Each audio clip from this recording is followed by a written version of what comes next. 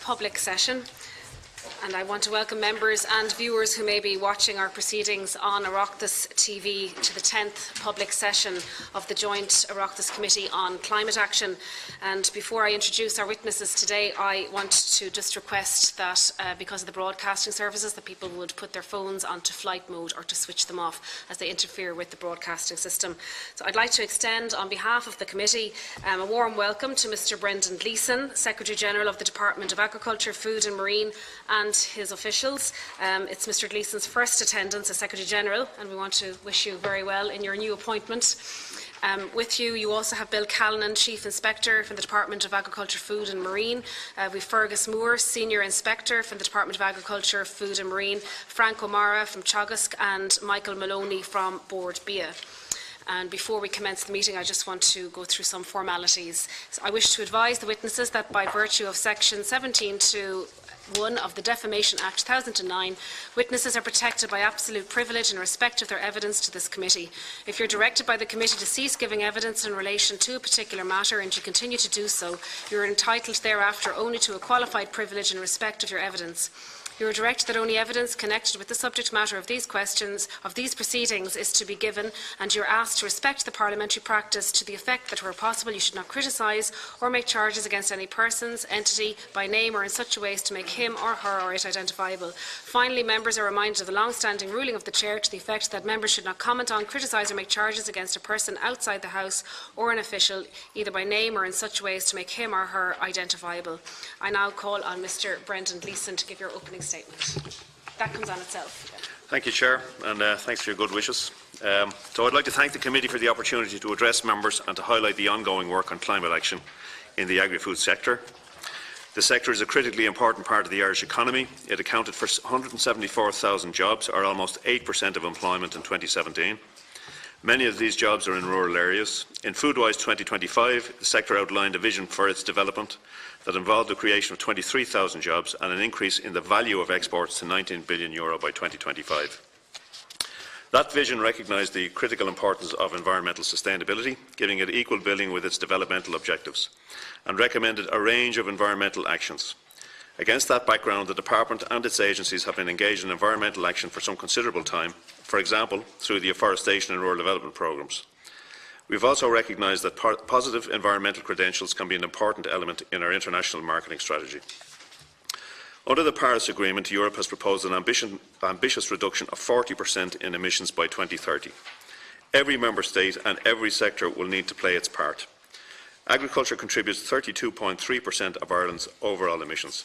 This is not surprising given the profile of Ireland's economy and the importance of agriculture. Even in a successfully decarbonised Ireland, agriculture emissions as a percentage of the total will still be significant. It must also be recorded that in Ireland our food production systems provide for some of the lowest carbon footprint profiles across the European Union on a per unit basis, as reported by the EU Joint Research Centre. The lowest emissions per kilogramme of livestock product are created by extensive temperate grassland systems like Ireland's. Unlike some sectors, there are no one-off technological fixes that can be applied to the agriculture sector. Mitigation requires the sustained application of improved management practices over time by farmers. Bearing all of this in mind, the National Mitigation Plan refers to a long-term vision for the agriculture, forestry and land use sectors. This is based on an approach to carbon neutrality in the agriculture and land use sector, including forestry, that does not compromise the capacity for sustainable food production. This is entirely consistent with the principles laid down by the EU Council conclusions in October 2014.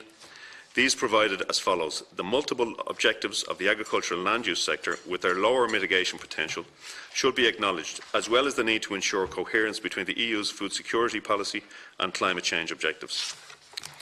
While agriculture is contributing to emissions, it is also part of the solution. There are three strands to the Department's approach to this. The first is abatement, that's reducing emissions of methane, nitrous oxide and carbon dioxide from the agriculture sector, insofar as this is possible. The second is sequestration, that's taking carbon out of the atmosphere through forestry and other land use mechanisms. And the third is displacement and substitution of fossil fuels and energy-intensive materials with renewable energy sources. From a departmental point of view, we're working with stakeholders and state agencies on all three strands of this approach. So we'll be happy to brief the committee on what we're doing under each of these headings, including our investment in efficiency, through actions such as the Beef Data and Genomics Scheme, the new Beef Environmental Efficiency Programme, TAM's investments in areas such as low-emission slurry technology, and work by both Teagasc and Bord Bia through research, advisory services and carbon audits. The committee has been briefed previously on current compliance with the 2030 targets. From that analysis, and based on a no policy change scenario, the gap to target in the 2021 to 2030 period for the non-emissions traded sector is in the region of 90 plus megatons. Based on the flexibilities afforded Ireland in the effort sharing regulation, the agriculture and land use sector, including afforestation, will contribute approximately 26.8 megatons towards closing that gap. This flexibility was provided to Ireland specifically in recognition of its large agriculture sector and its relatively low mitigation potential. In addition to that contribution, the latest research from Teagasc has identified significant additional abatement potential from the agriculture sector. Agriculture can also contribute to meeting renewable energy targets, so these are potentially major contributions. This mitigation effort comes at a cost.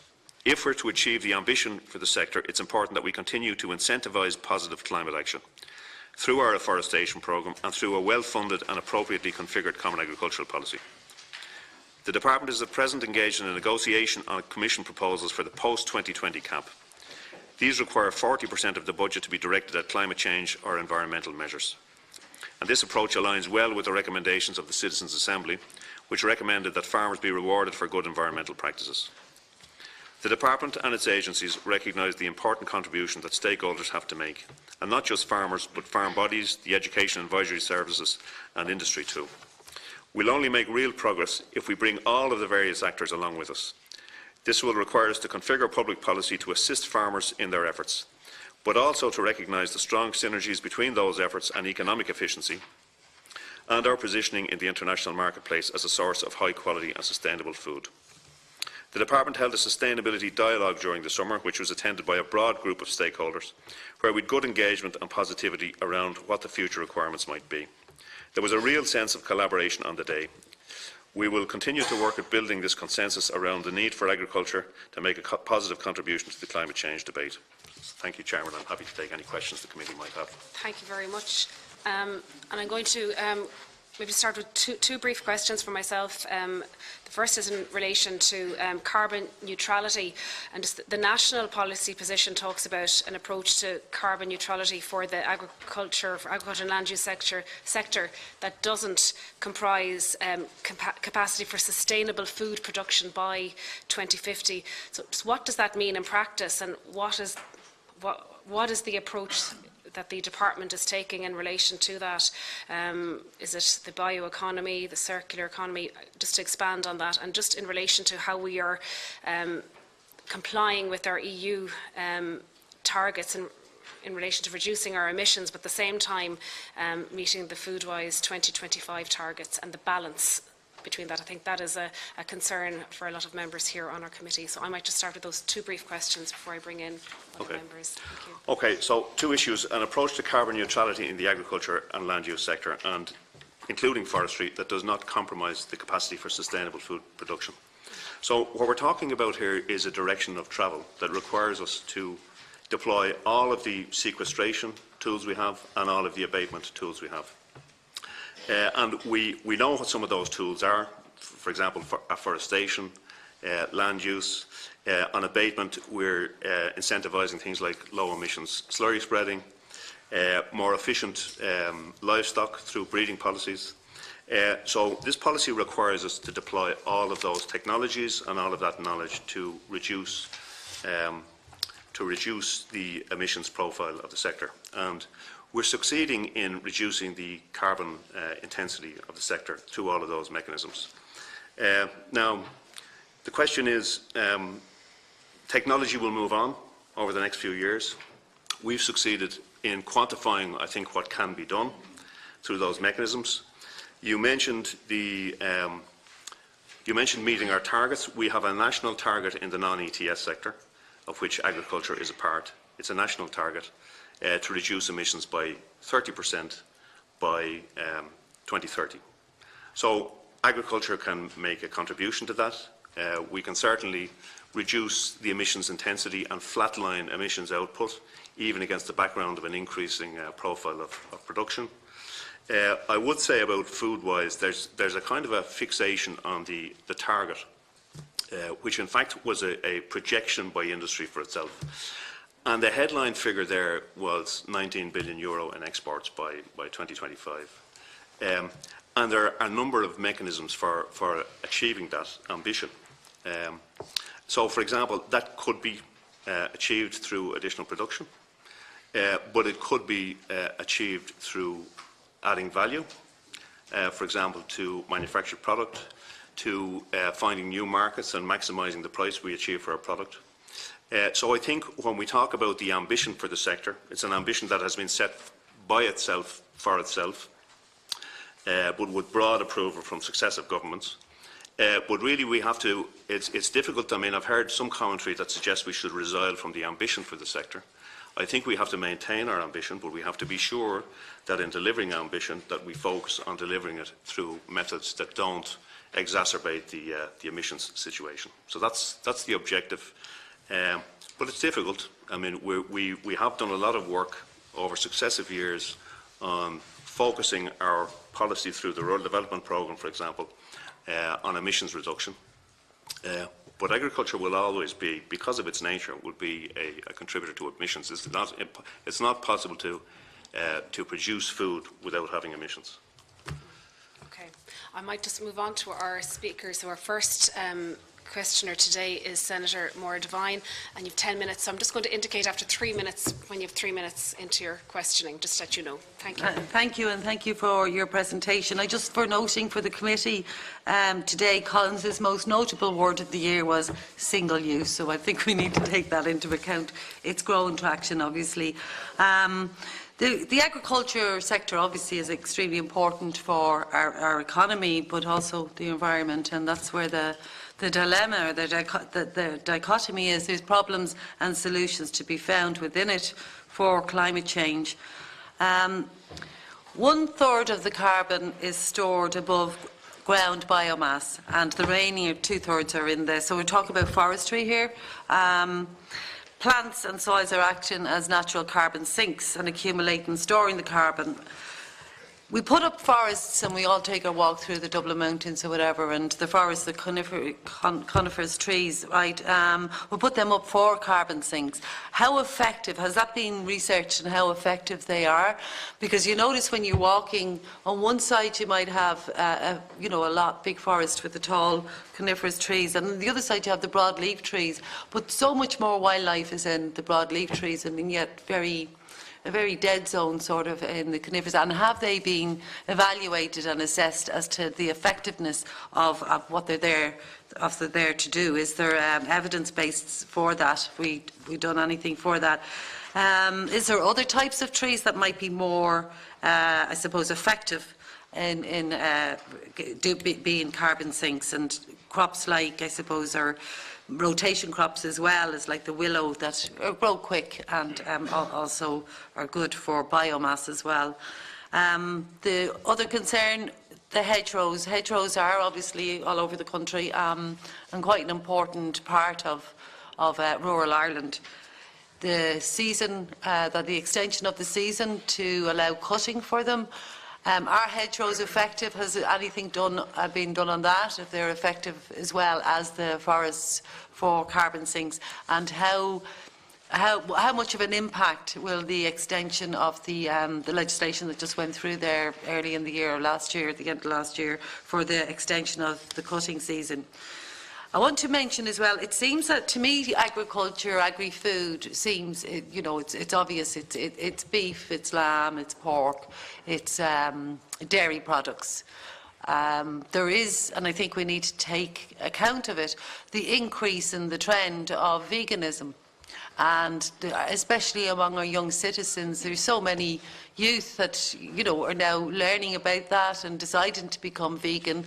I possibly couldn't do that myself, but it will be a significant factor for this generation that is growing up, and they're about 15, so about 10 years' time it will be the next generation significantly influenced and make personal decisions to become vegans. So the concentration on not just, you know, the beef and the dairy sector, but the horticultural sector, thank you for that word, the horticultural sector, you know, the really excellent products that are produced in North Dublin, you know, the potatoes, the lettuce and all the vegetables. But vegetables, again, cannot be really easily exported. So has that been factored in the idea of the growth of the agri-sector? Because we have a significant youth population who 25% will be vegans within the next 10 years. So I wonder, could you answer that? There's just one more question. In a dairy co-op in the Netherlands, they decided just to invest and put solar panels on like over 300 farm structures. The barns or whatever would give the most effective return. The microgeneration, small scale of the solar or wind. Have we considered that, and the buildings are there, and just to make that investment and obviously to reap the rewards from it? I think I'll leave it there at the moment. Thank you. Okay. In any order you wish. Okay, well, I'll try and deal with it in the order it was asked, and if I miss anything, remind me. So, just on forestry, so, I mean, we do have metrics around forestry. So, in part of our Paris, our COP21 deal, yeah, we were given credit for 28.3 megatons between now and 2030, and that's largely from our existing forestry stock. And actually, one of the things I looked at, and to forgive me, but I'm, you know, in the context of this meeting, and it surprised me, was that in fact 30% of our existing forestry stock of trees is in fact deciduous. Oh, okay, 30%. Now, there's a significant narrative, and I guess we'll hear some of it today, about the preponderance of Sitka spruce being planted at the moment. And I think, I mean, we are sensitive to the need for more diversity in our stock of trees. And I suppose the balance is between kind of producing a stock of trees that provide a basis for a reasonable income for farmers, that are harvestable and renewable, but managed in a renewable way. But of course, we're also sensitive to the need to encourage biodiversity. So this year, in fact, we changed our grant rate. I think we increased our grant rate for deciduous trees, and our national requirement now is that we insist on at least 15% of planting to be in deciduous trees. So, so forestry is a critical part of this whole discussion. It is up to 2030 because we have credit for it up to then, but depending on how our obligations are accounted for post 2030, we really need to be planting trees now to provide that mitigation potential for the 2030 onward period. So that's really why it's critically important that we plant those trees now. And I suppose we would be concerned, to be frank, that there is a kind of a negative narrative around forestry now, which might make it more difficult to reach our forestry targets. And I think while it's important that we have a balanced discussion about what the pros and cons are and the difficulties, it's really important, if I could urge this committee to come out with some kind of a recommendation that encourages the planting of trees over the next period. And I know people will have different views about how we do that, but it's very important that we don't have this eternally negative narrative about afforestation, because it's really critically important. You mentioned, you mentioned this question of veganism, and personally I think it's very unproductive to get into a discussion about people's dietary habits. Farmers grow vegetables as well as beef and dairy. The reality is in this country we have certainly the most carbon efficient dairy production system in the world, and that's not just me saying that, that's the Joint Research Committee of the European Union, and we have a very efficient beef sector. We have beef produced on, generally speaking, on small family farms in an extensive way, in producing the kind of environmental public goods, exactly the kind of environmental public goods that people want to see delivered. So I must say, notwithstanding the fact that agriculture is a significant percentage of emissions the emissions pool, if you like, in Ireland, we're confident that our production systems are actually quite carbon efficient. So, I mean, I'm not going to get into a discussion about veganism or people are I'm not asking for a discussion on veganism. I'm just asking for a recognition that it is a growth and that we have to cater for that, and that the same, I suppose, emphasis is put on the horticultural as is the agricultural beef. No. I'm not asking for a discussion on it. Absolutely, make that clear. absolutely accept that. And as a department, we provide support for the horticulture sector also. I think we put €1 million into horticulture last year for supports for the sector.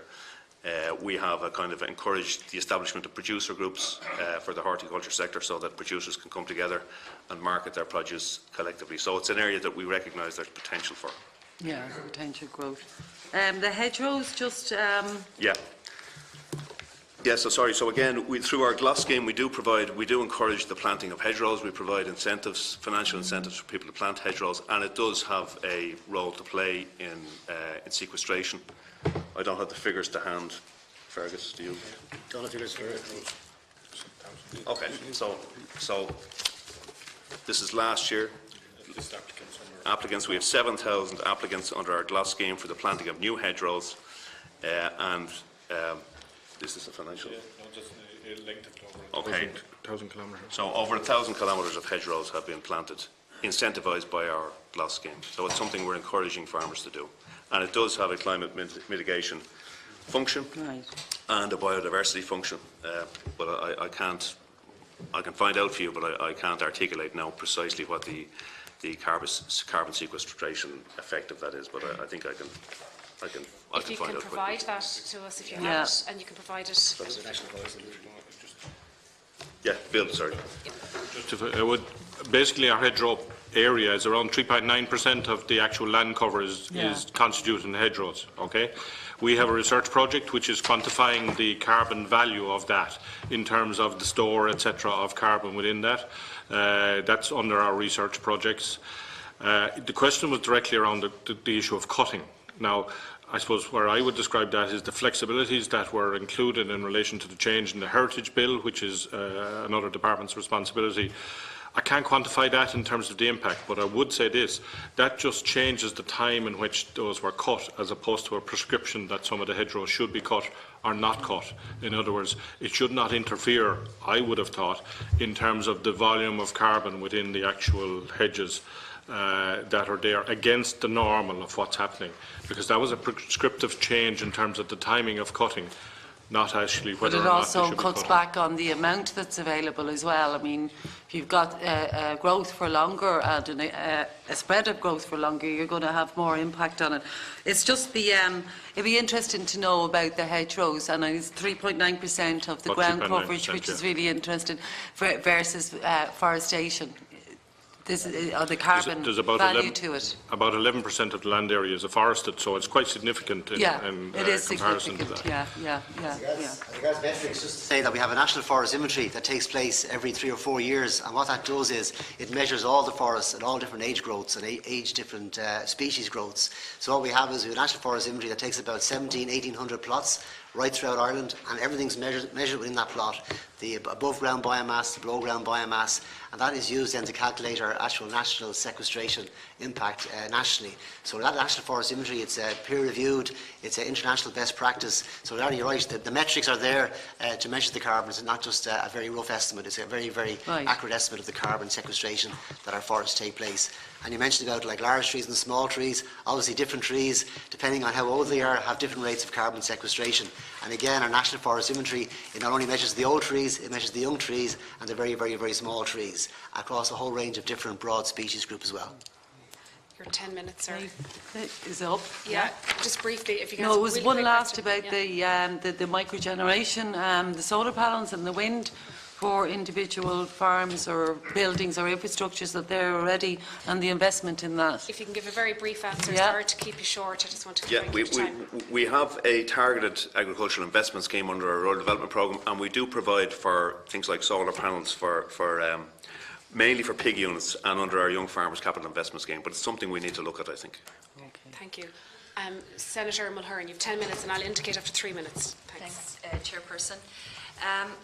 I suppose the recurring theme in relation to agriculture and emissions is Foodwise 2025, and without a doubt what we are planning to do is ramp up in a very serious way food production and obviously the primary production that goes with that, beef, dairy and everything else. And you have described, obviously we have, as technology advances, we like to think there's going to be technological solutions, and you have outlined, I suppose, under 3 headings there: emissions reductions in certain areas, carbon sequestration, and also the use of renewable energies to displace fossil fuels.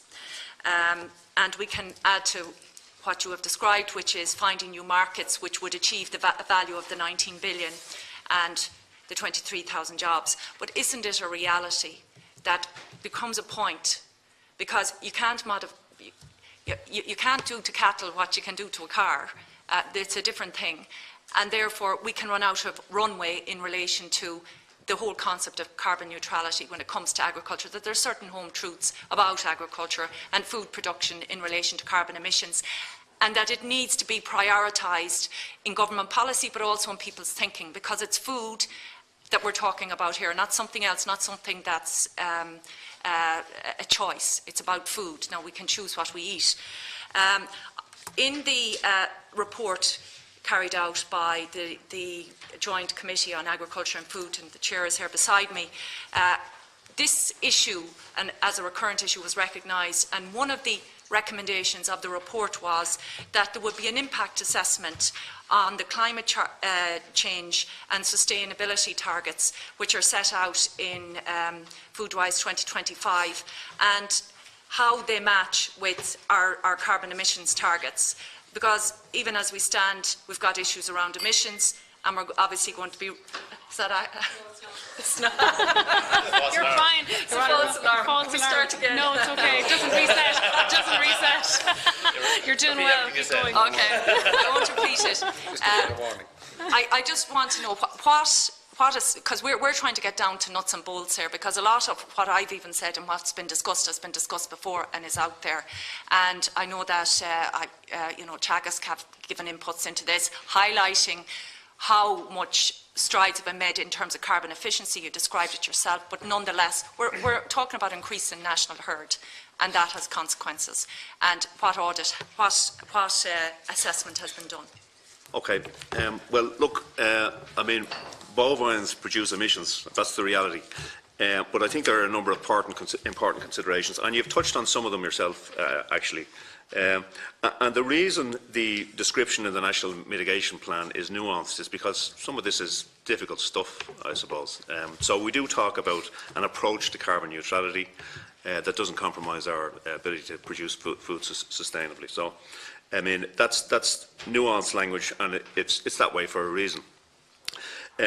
Just looking at the Foodwise strategy, I mean, if you look at the dairy sector, for example, and again, I would just make the point that what's driving the dairy expansion is not public policy, to be honest. I mean, public policy has got out of the way, if you like, with the disappearance of quotas.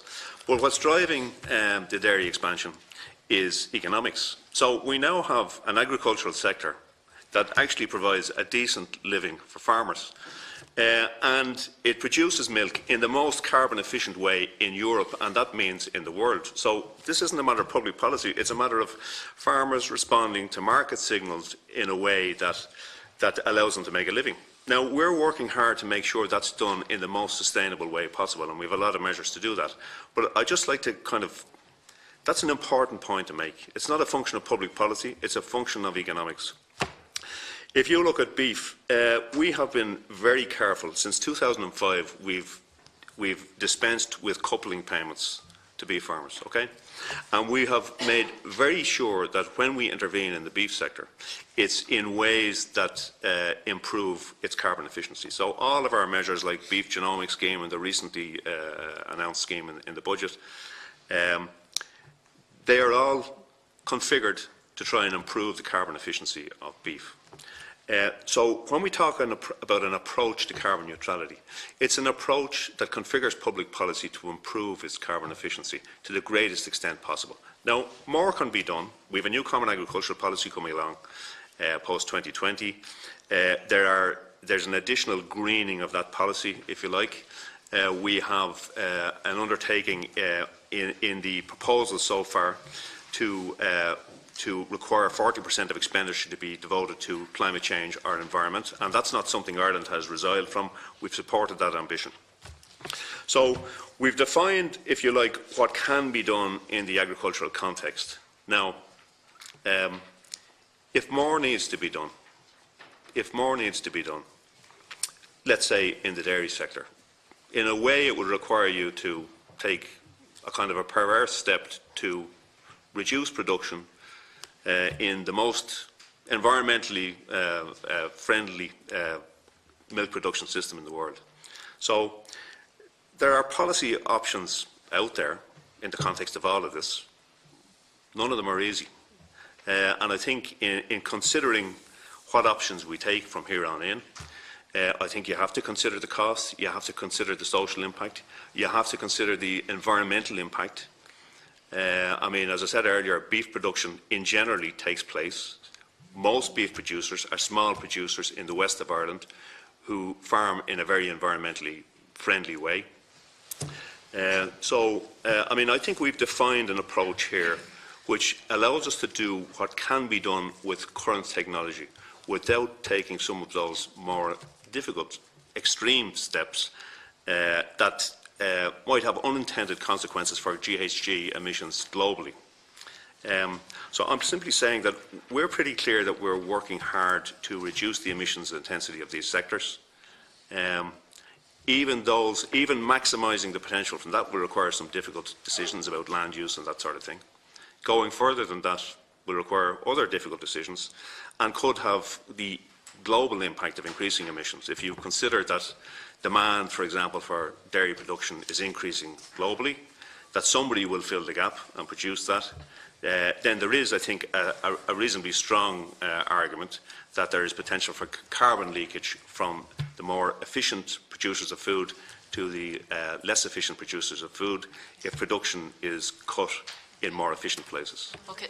You've just actually stepped into the area I was going to put to you next, and I just wanted to ask you what steps or what you have done to ensure that farmers in this country have been given credit for the carbon efficiencies they've achieved, not just us having a domestic conversation, but internationally, whether it's the Paris Agreement or any other climate change or climate action agreement achieved, that what you have said just there, that we are the best at dairy production and we are pretty high up in beef production with more to be done, it is acknowledged, because we want to be world leaders in this. And the world has to be fed, and as I understand it, in both beef and dairy, that more and more the world is choosing to get their protein for their diets, which human beings require, from this. If it's not us producing it, it's somebody less carbon efficient. And I just want to add also, you know, we do need protein in our diets in this country. We don't have a great track record in growing the likes of beans and other protein food crops in this country. And in fact, the most successful areas, as I understand, would be sort of maybe down in the warmer climates and in the tropics.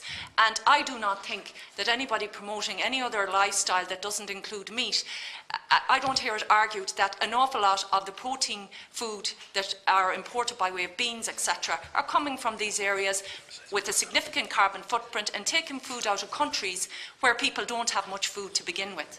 So back in the Secretary General, just so you get a chance. My question really is, you know, it's grand us having a conversation here. How is that message been put out there that in effect we're a special case, we're top of the class here, and we're going to get top of the class with beef? How is that going to be recognised? Or is farming just going to the farmer gets credit? How is the farmer getting credit? Okay. So, I mean, two things. One is we're certainly not saying that agriculture gets a free pass here. We're not saying that. So it's really important to record the fact that we're saying that agriculture has done a lot but needs to do more, and we understand that, and we want to use the opportunity of the next Common Agriculture Policy to configure it in a way that helps us to do that.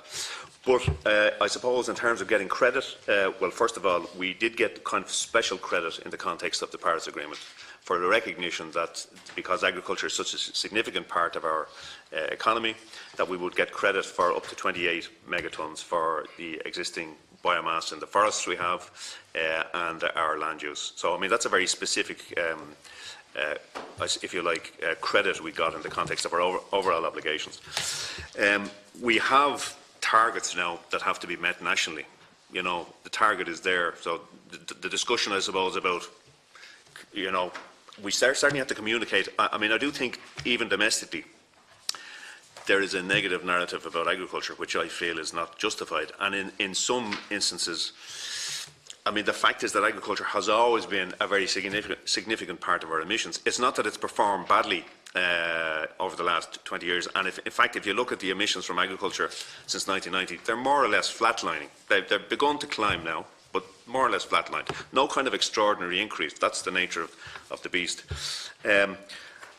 Credit for farmers. I think it's important that we communicate these things domestically.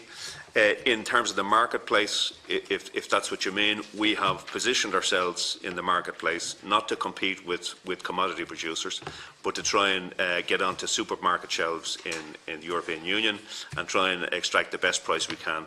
And that does require us to tell the story of our sustainability credentials. And maybe Michael Maloney from Board B might like to talk about Origin Green and what's being done on that. But that really is an effort to monetise the very good work we've done on climate. Okay, Mr. Gleeson, I'm just conscious we're all under time constraints. Yeah. I am in particular. The reality is, Mr. Gleeson, you have described credits we received under the Paris Agreement. Yeah. We did not get credit for all the work that has been done to bring dairy where it is today, and I think that that's regrettable, because we have done that. Other countries have not done that, and we are being responsible in how we're producing it, and we're up for more, so to speak, in the other sectors in our agriculture industry. So, you know, that's not right as far as I'm concerned. Two other points, just briefly. One is on the bioeconomy.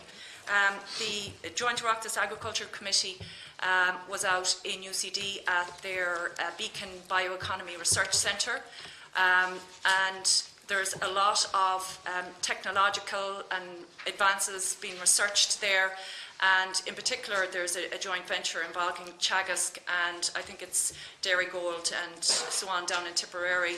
Actually, they were showing that one example, making plastic as a byproduct of dairy, which would displace the fossil fuel, and it would be biodegradable in both plastics and adhesives. My understanding is Enterprise Ireland are investing there. How are you investing in finding these technologies that are going to reduce carbon emissions? Are you batting it over to some other department? What are you doing to help farmers and to help? And just finally, on the renewable energy side, I'm just wondering, what is the take-up on the Renewable Heat Incentive Scheme? How has it impacted on farming and reducing emissions, and how can that be measured? I'll get very brief answers on that because we have to move on. And we can get more detailed replies if you want to provide them in writing to us. Yeah. I'll just ask Bill Callan. Mr. Callan. On the bioeconomy, it falls within the research remit, so that's why I'll answer it. You're entirely correct. There is a project there in relation to the use of whey permeate at Glanbia, who are at the forefront of that in terms of Lachine, etc. And the whole objective of that, they've been quite clear, is adding value to milk. It's returning the returns from that to the producer, and that's the discussion that's happening at EU level in relation to it. We're involved in that as well in terms of supporting. The department, we're heavily involved. The Taoiseach's department brought out an overall policy position in relation to it quite recently, and our department contributed strongly to that, and we joint chair a working group in terms of how that can be moved forward. So there's no question of us handing over. We would see that as particularly important in terms of forest fibre, you know, in terms of milk. The mushroom industry, for example, are involved in the proposals in terms of Lachine as well. In terms of that whole bioeconomy development, we would see it as very much a part of agriculture into the future. And if you could be investing in it. If you look at the whole development of bioeconomy piece, a lot of that has been predicated on a work called BioAero project, which was something that we funded a number of years ago and which identified the capacity and the opportunities here. So it's really around enabling industry and setting pointers in terms of where they should be looking at adding value.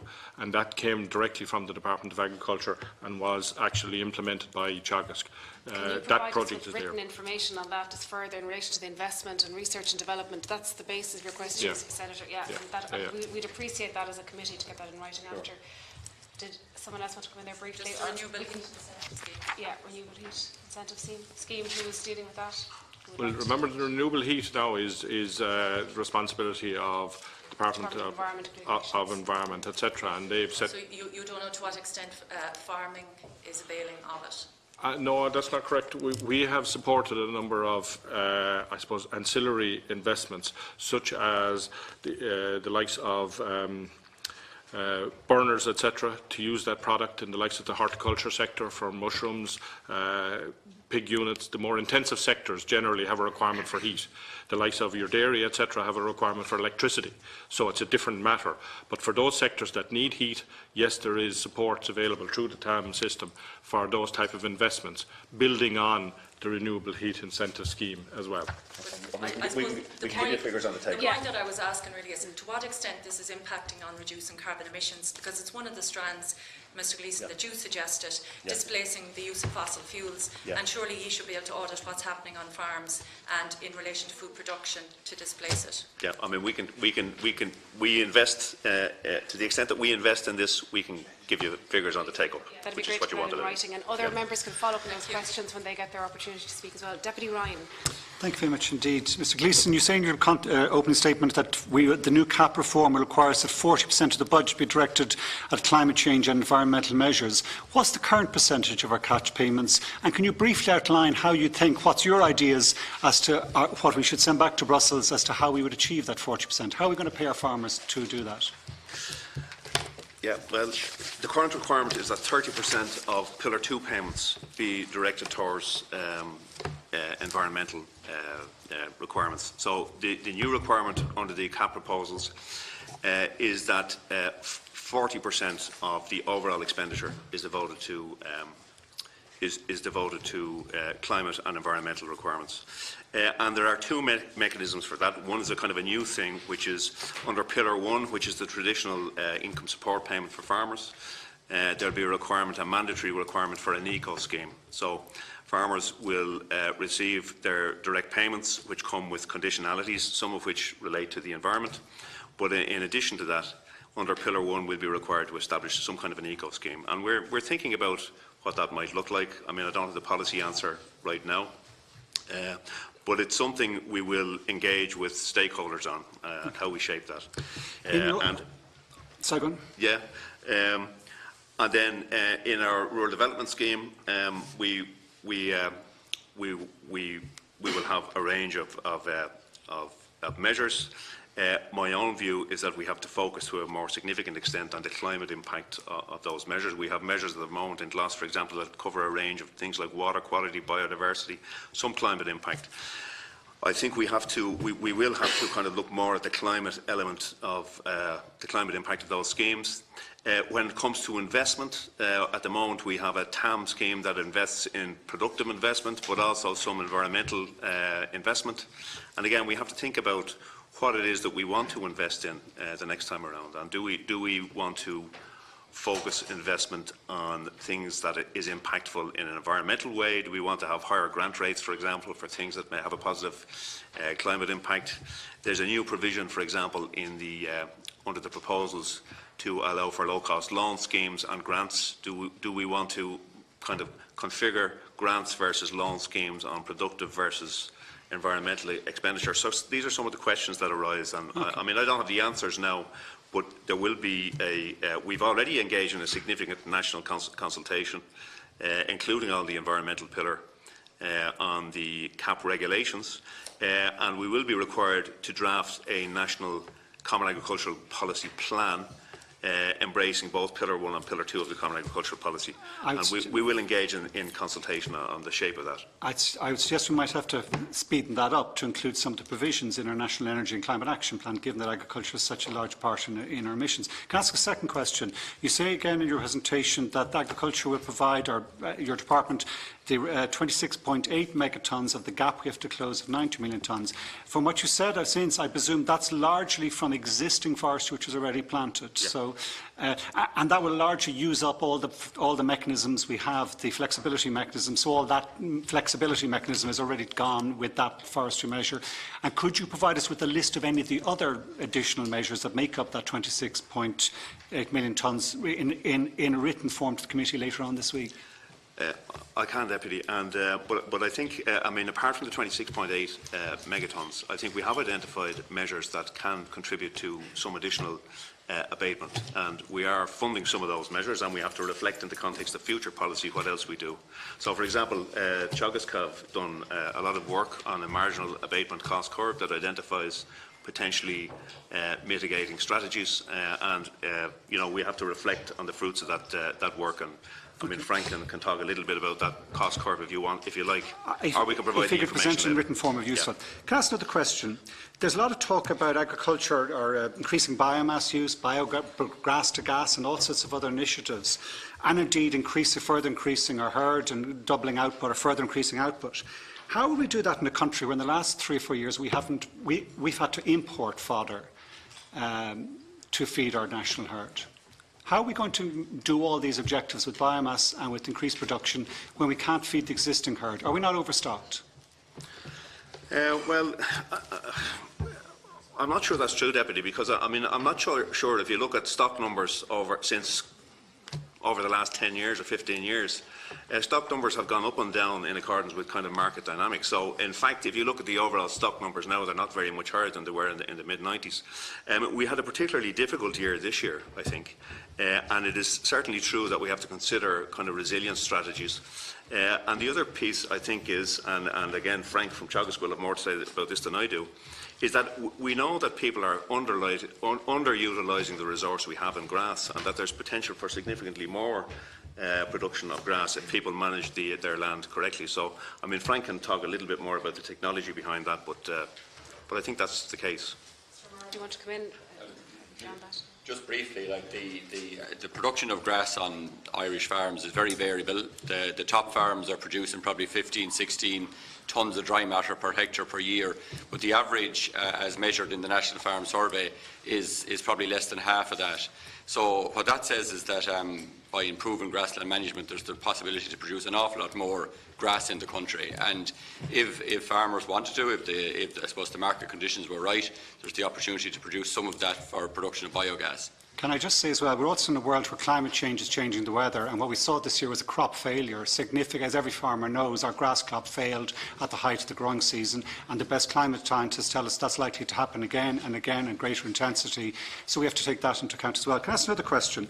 In the Citizens' Assembly, Alan Matthews, I think our best land use economist, I think set out a very good case for putting a signal into the agricultural system to get productivity.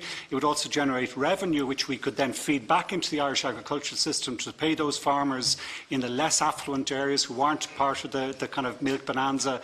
Are you opposed to Alan Matthews' proposal? If so, why? Is this the carbon tax proposal? Well, I'm not sure I can answer it. I mean, that's a policy question, Deputy. And so I'm not going to propose or oppose policy that are trying to bind the hands of any minister or minister for finance in the future. But I suppose carbon taxes have been applied elsewhere. There are issues around, I suppose, where you would apply the tax. If it was applied at production level, I suppose one of the issues for farmers is that it's a very low margin business, so it would impact on the profitability of farming.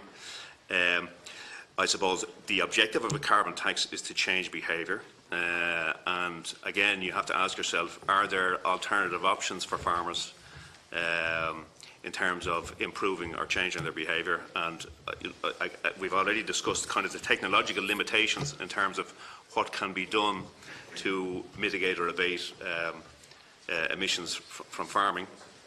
So I'm not going to say that I agree or disagree with a policy that may or may not arise, but there are issues to be considered in the context of reflection on that policy, and I think I've mentioned some of them there. Okay. You said there, Mr Gleeson, that we will need to do a huge amount of forestation to meet our post-2030 targets, given that the forest we already have is going to use up all the flexibility mechanisms we have. Therefore, any new forestry is for what happens after 2030. Have you a figure for how much afforestation and what type of forestation you think the Department thinks we should be doing? How many hectares per annum should we move up to by, let's say, by the middle or the end of next decade? And would it be continuous cover, or are we going to continue betting everything on single clear-felled spruce? Yeah, well, we have a national objective of 18% of forestry cover, which compares to a European Union average of about 35%. I'm just going to ask Fergus to talk a little bit about the kind of cover and those thanks, Brendan. Deputy, our national target is to go for 18% forest cover by mid-century, and obviously our afforestation targets over the last number of years are not as good as they could be. And it's true, again, important for sustainability that we continue an afforestation programme every year. So obviously the forestry we planted since 1980s, we're getting the benefit from those now. So we planted over 300,000 hectares since the 1980s, and again it's important that we continue to afforest over the next number of years. That will affect the next commitment period. Regarding the type of forestry, under our forestry programme we've got a target of 30% broadleaf forest cover for that part of the afforestation programme. And obviously we're trying to influence farmers' decisions. We provide higher grants and premiums for the planting of broadleaves. And we also introduced a minimum requirement that every single forestry application must have a minimum of 15% broadleaf cover. If you look at our national afforestation that's taken place over the last number of years, some farmers plant 100% broadleaves, which is great, and some farmers plant less, but they plant a lot of coniferous forests. Again, even with the coniferous forests, we have a certain minimum level of types of broadleaves they must plant. And also we've got very stringent environmental requirements that every single forest must take into account. Can I just say, before my last question, if we're going to go to 18% and beyond, we want forestry that is a joy to walk through, that enhances areas, and I think we should be looking not just at the volume of the numbers, but the nature of the forest. We need a continuous cover forest because it provides an environment that people like to live in. My last question, because I'm conscious of time, Chair. Mr Gleeson, I wish you well in your job. You're going to need it. Can I put it to you? We are a net food importer in this country. Last year we had a storm and we found that actually within a couple of days our shelves were starting to empty. We're at a very insecure food situation because we rely on such distant supply chains. And yes, there are Irish vegetable growers, but very few, maybe about 150 left, is it? And a lot of them after this summer are going to be pulling out of it because of the climate problems we had this summer. We have a country where 90% of farmers, Mr Gleeson, are earning less than the minimum wage, in fact not below poverty levels.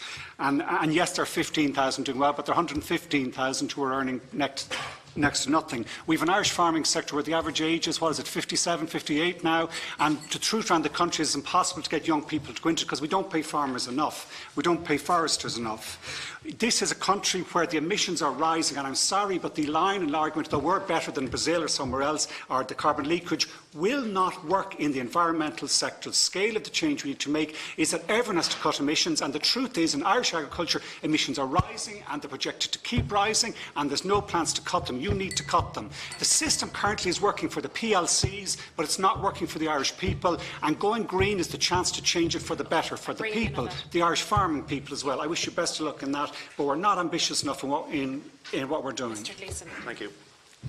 If you want to respond to that. Well, I'm not sure there was a question there, Deputy. The question is, let's not go with this old story about we're the most efficient. It's the quantity of carbon going into the atmosphere is what the scientists say counts, and that has to be reduced. And we can think of ways of doing that, actually help Irish farming and give them a better payment into the future. They're not served well in the current system. It's the PLCs who are gaining, not the people. And that needs to change. Yeah, but I think, Deputy, look, I mean, I've already said we're doing a considerable amount in this space. We need to do more. We accept that. We have national targets, and agriculture has to play its part in meeting those national targets. But it's complex stuff, and there's a variety of economic and social considerations as well to consider in the context of all of this national policy. And it's difficult for administrators, it's difficult for politicians, but that doesn't kind of obviate the need for agriculture to make a positive contribution to this. And we're up for that. But I think it's very important in the context of the narrative around this, and I appreciate that you haven't done this. this kind of negativity around agriculture, which actually is totally counterproductive. If we want to bring farmers with us, that's what we have to do. We have to acknowledge what they've done, encourage them to do more, and bring them with us. And we need to provide the public policy tools to compensate them for the extra work they're doing to do these things. And that's how we have to shape our next common agricultural policy. I agree with you. Thank you. I'm going to bring in Deputy Jack Chambers. You have 10 minutes, and I'll indicate after 3. Yeah, thank you. And to welcome and thank everyone for coming before us. Just, I read a recent Teagasc study there by Trevor Donlan and Kevin Hanrahan. I think it's Gary, is it Horgan, or I don't know if you've read that. Hannigan.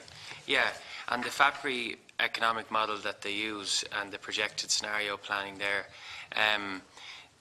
they've given, I suppose, quite a bleak scenario analysis of agriculture in the context of greenhouse gas emissions, ammonia, and even with mitigation measures. Is the department at one with that study in terms of the projected scenario planning, whereby even if we do everything around mitigation, greenhouse gases will still increase by 2030, and ammonia will still increase by 2030, and our cattle population will also have risen by 2030, and that will be closer to 2005 than a kind of an aspirational target around 2030. I don't know if you want to comment on the scenarios they've provided, which are quite bleak and uncertain in the context of maybe some of what you've outlined around the general emissions targets. Thanks, Deputy. So, look, I mean, we don't resile from the research that Teagasc does, which is always objective and well conducted and financed by the department. So we don't seek to hide from the facts ever. I've already mentioned at the outset that there's an acknowledgement, not just in Ireland but internationally, that there's a limit to what agriculture can do if we want to continue to produce sustainable food based on the existing technologies and the existing management strategies. We're doing a lot of research, and Teagasc are doing a lot of work to explore new mechanisms for abatement and sequestration. I think that Teagasc work, and I'll let Frank talk about it in a minute, was based on kind of current practice, if you like. In other words, based on no additional kind of measures, if you like. And I'm not sure that the scenarios were projections. They were simply kind of scenarios based on certain assumptions. So I mean, obviously, stock numbers will be driven by market dynamics. And again, earlier I said, Deputy, that we've been careful in the context of supports, for example, for the beef sector, not to pay for stock numbers, but to provide supports for environmental action, and that's the department's policy.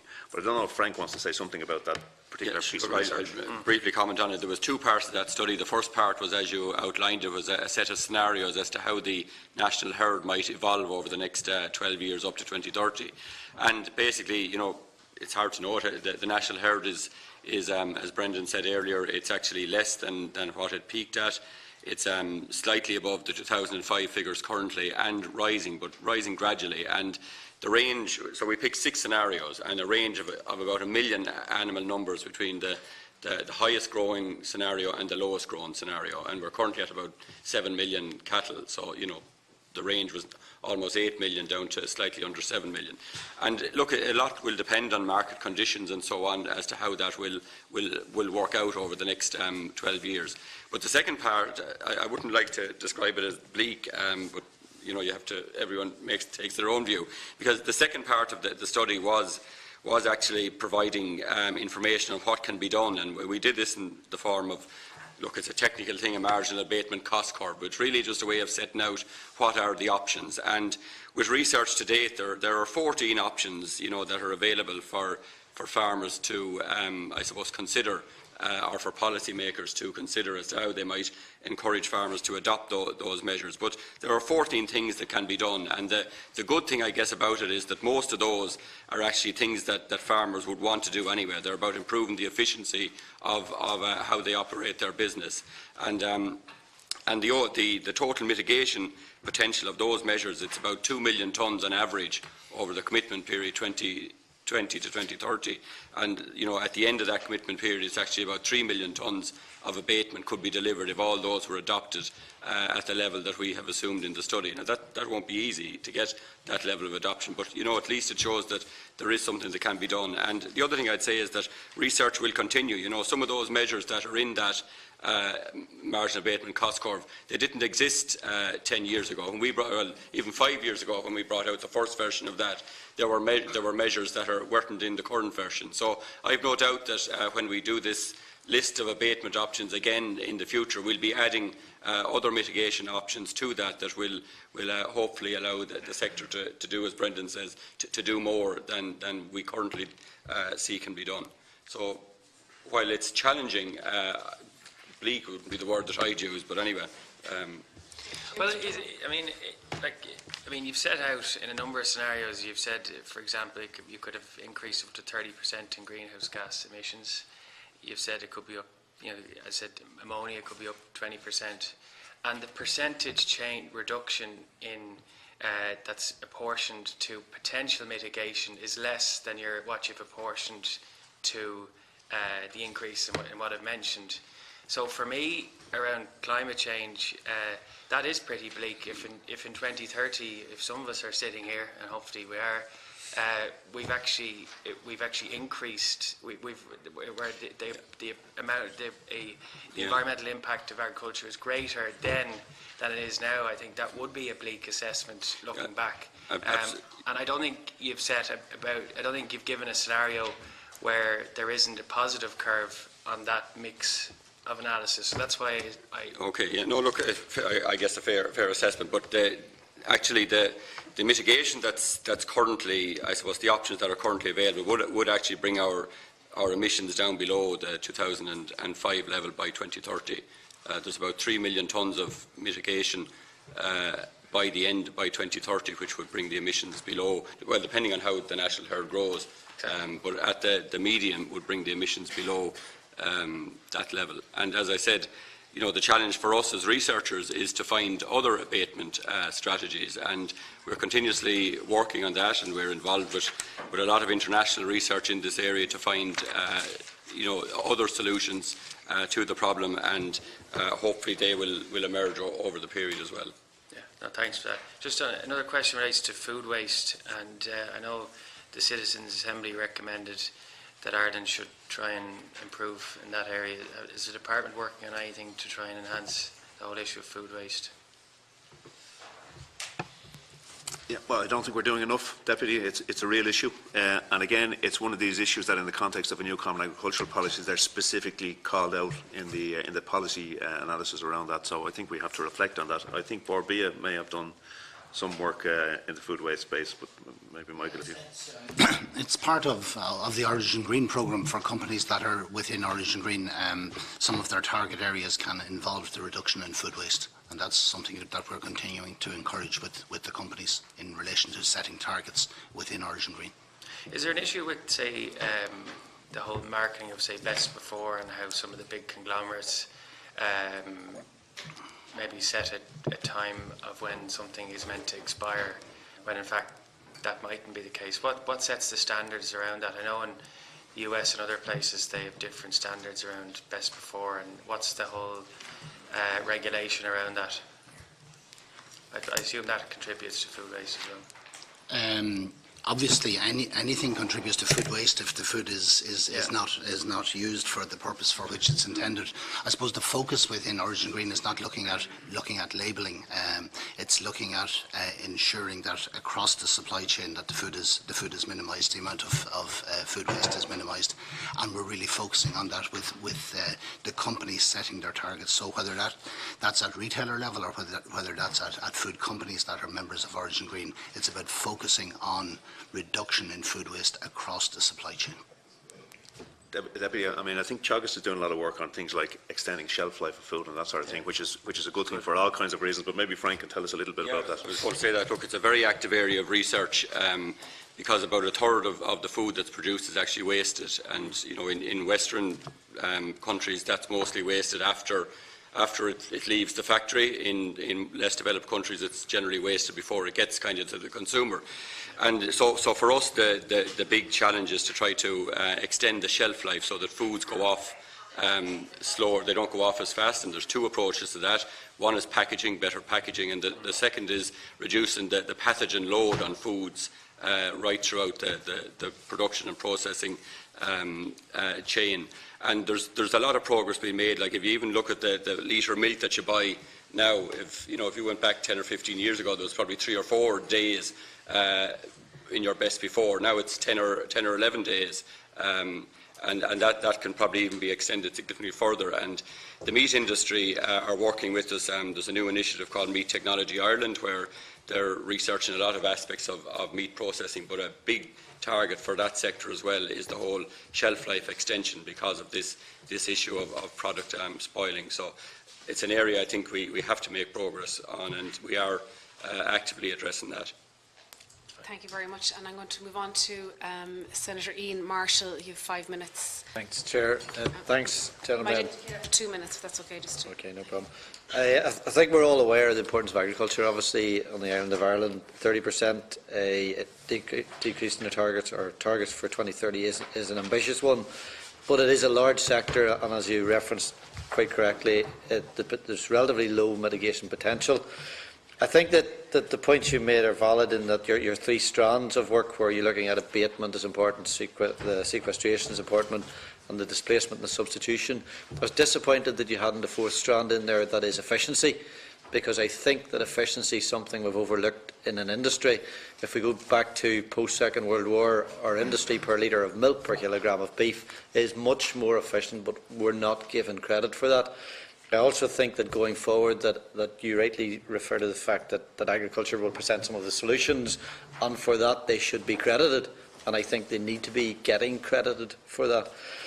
I just want to pick up on your comments regarding small family farms and the public good element of this.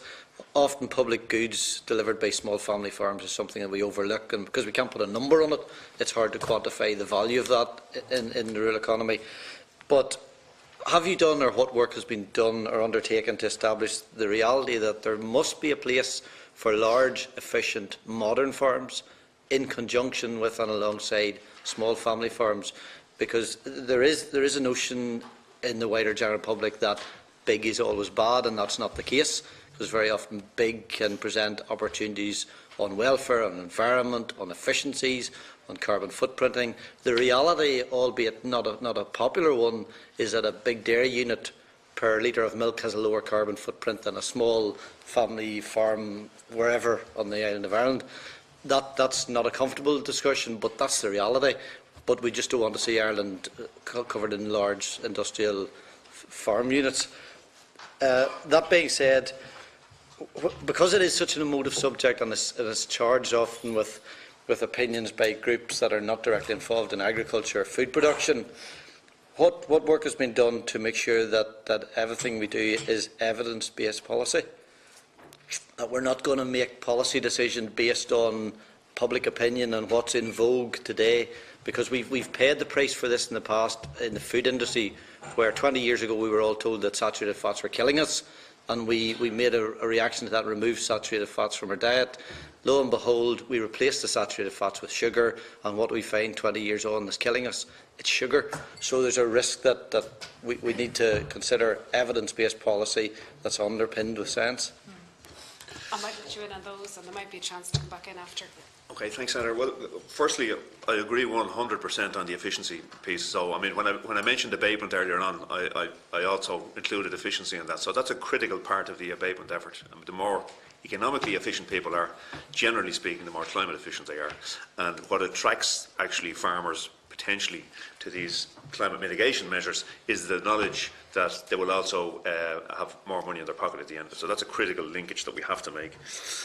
On the small family farms versus large farms, so people talk about the Common Agricultural Policy as being multifunctional, and it is multifunctional, and it has an economic function, and it has a social and a spatial function, and it has an environmental function. And the supports we provide don't distinguish in any qualitative way between people who are on commercial dairy farms. And again, earlier on I said we've succeeded now with the lifting of quotas in producing a cohort of farmers that can make a decent living from farming, and I think that's a very, very important thing. And when it comes to looking at smaller farms, smaller beef farms, well, there's a different perspective. It's more difficult to make a profit, clearly, as Deputy Ryan said earlier on.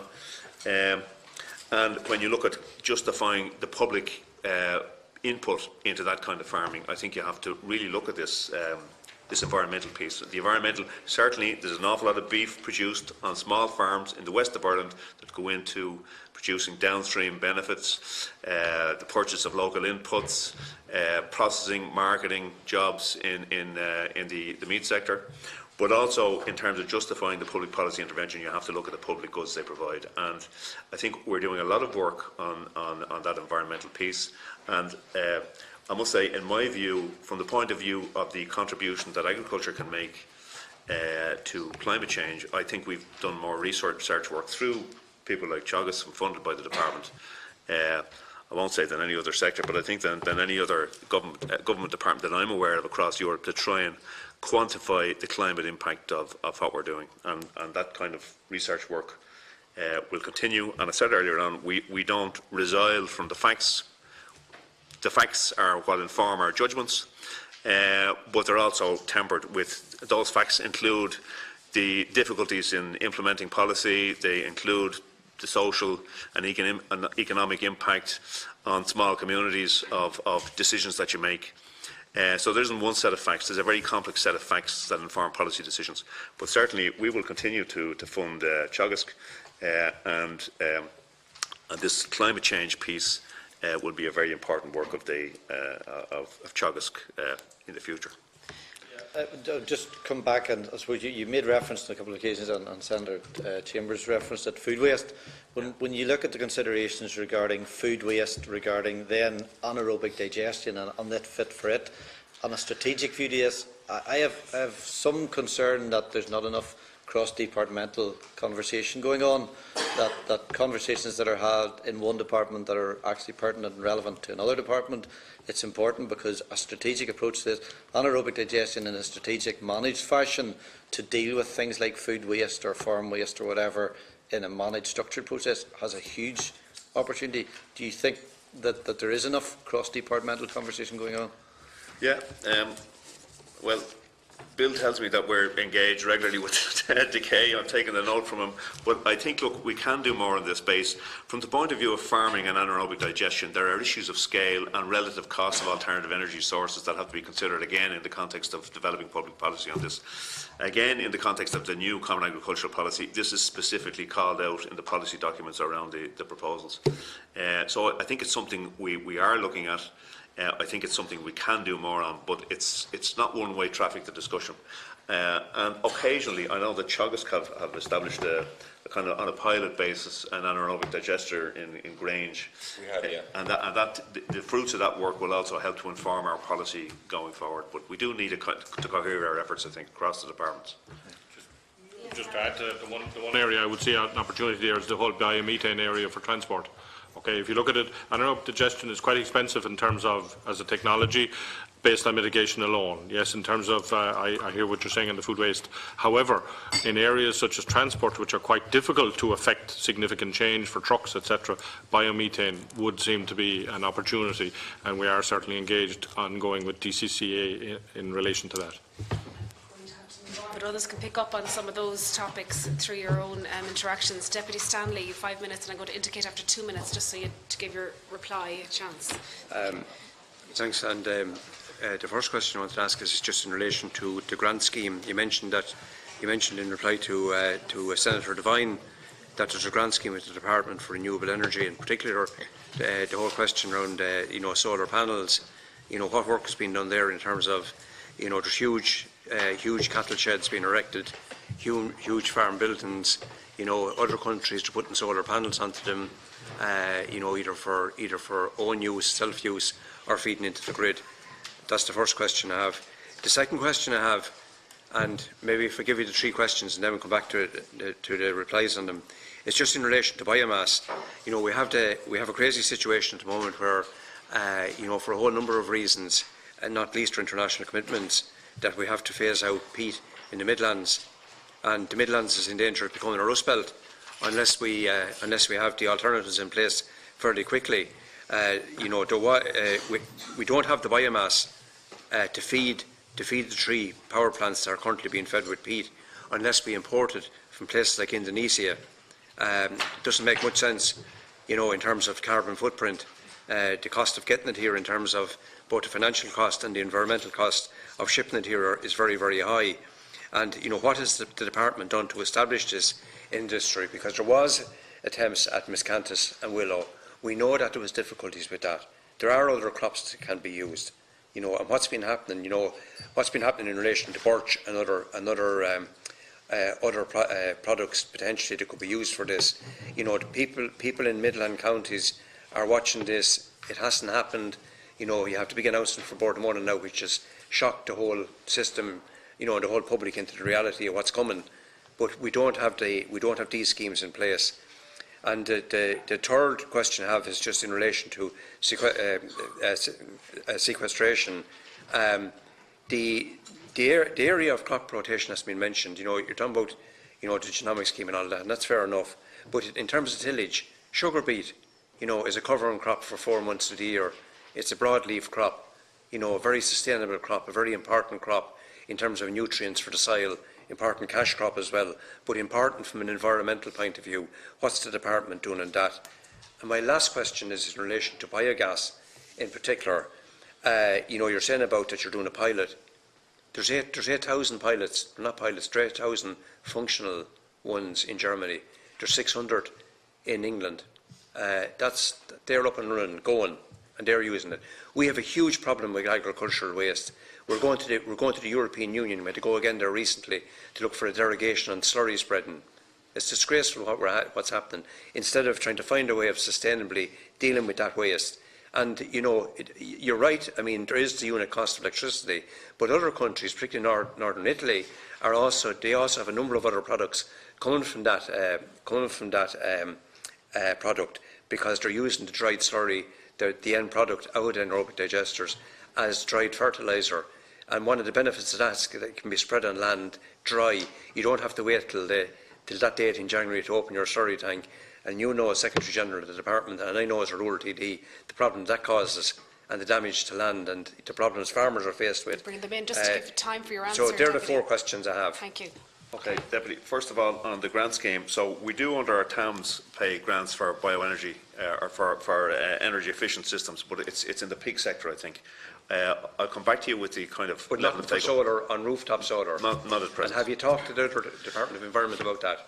Well, there's a huge opportunity. Yeah, I mean, that's something we've reflected on. I suppose at present we have a rural development programme which the funding for which is fully committed up to the end of the period. So the options for kind of changing tack on our own investment schemes at this stage are limited, I think. But secondly, just on the biomass issue, I'm just going to ask Fergus to come back to you on that, and I'll ask Bill to talk to you about the sugar beet and the anaerobic digestion. Thanks. Deputy, yes, the biomass situation, I mean, at the moment we have 11% forest cover, so the existing forest estate we have is currently creating a lot of biomass. So if you look at what we're currently doing at the moment, we've got about 4 million cubic metres of timber approximately being harvested at the moment. That will rise to 8 million cubic metres by 2035. Now obviously, when you talk about trees, the larger trees are going to make sawn timber, but the smaller diameter material, the small stuff, will basically go towards making biomass for energy production to displace other fossil fuels. So as regards what we're actually specifically doing, the more reforestation that we continue to do and the more thinning that takes place, the more biomass is available. We reckon at the moment it's probably about 2 million cubic metres of material available for biomass and fibre in the industry at the moment. You talked about things like willow and other species. At the moment we have a new measure in our forestry programme which is trying to incentivise the production and planting of things like eucalyptus, more faster growing trees, to try and bring on more fibre into the marketplace a lot earlier than it currently is. At the moment we have obviously just a few mobilisation challenges currently out there. We've over 22 forest owners in the sector, and we have to try and move the timber and manage the existing forest estate which they have to try and put some of that material to areas like the biomass and the various other markets. So what the department has done is we also have a forestry road scheme that facilitates the building of forest roads in that forest estate. And once you have a forest road built into a forest estate, it will enable farmers to start thinning their plantations. And the more thinning of plantations that takes place, the more biomass that will be available. But as regards Willow, yes, the department did have a scheme for Willow a number of years ago, and the uptake was quite poor. At the moment, we're concentrating on targeting our forestry for fibre scheme, which is basically eucalyptus, things like aspen and poplar, faster growing species. So again, we've got various grant rates. Have you looked at birch? Particularly birch, because it grows very well on marginal land. Yep. We have a lot of cutaway bogs in the Midlands, close to those power stations. Have you specifically looked at birch? Yeah. We've got grant aid for birch plantations as well, and certainly the department will look at any application that comes in who wants to plant birch. And Jack has done a lot of work on actually improving the quality of birch over the last number of years, and certainly we actually give grant aid for the production of plantations of birch woodland. Alan, I bring you in at the other. On the sugar beet industry, the programme for government includes a commitment to review any business case that is brought forward in relation to the redevelopment of a sugar processing plant. However, the cost of that was identified in 2011 and before that by people in the industry as over 400 million. Okay, so it's a very significant investment. It is plagued at the moment. The reality is that sugar prices are currently about 50% off peak of what they were. So sugar prices are particularly low on the world market, which undoubtedly, but there is a commitment in terms of reviewing that, but that is contingent on anybody coming with a business plan that makes sense. Naturally, state aid issues always arise in something like that, and one has not been brought forward. In relation to the issue of waste and the slurry, we would see slurry particularly as a fertiliser and therefore not a waste. I suppose our messaging around that has been very focused on that issue. I appreciate what you're saying about the emotions of calendar farming, but I distill it into, if we consider slurry to be a fertiliser, I simply ask the question, would somebody buy fertiliser during the current close period and spread it? And the answer is generally no. Our focus has been on maximising the efficiency of that by supporting, for example, low emissions technology such as trailing shoe. And we have almost 2,000. From a standstill situation of less than 3 years ago at the beginning of TAMS, we have 2,000 applications for that technology, and there's over 4,500 farmers being paid a targeted element of glass scheme for using trailing shoe technology at farm level, which increases the efficiency and also increases the window of application, because animals can be returned to that land in a shorter period after it's using that type of technology. It's not for everybody, but farmers are voting with their feet and are supported by the department in terms of that. Okay, thank you.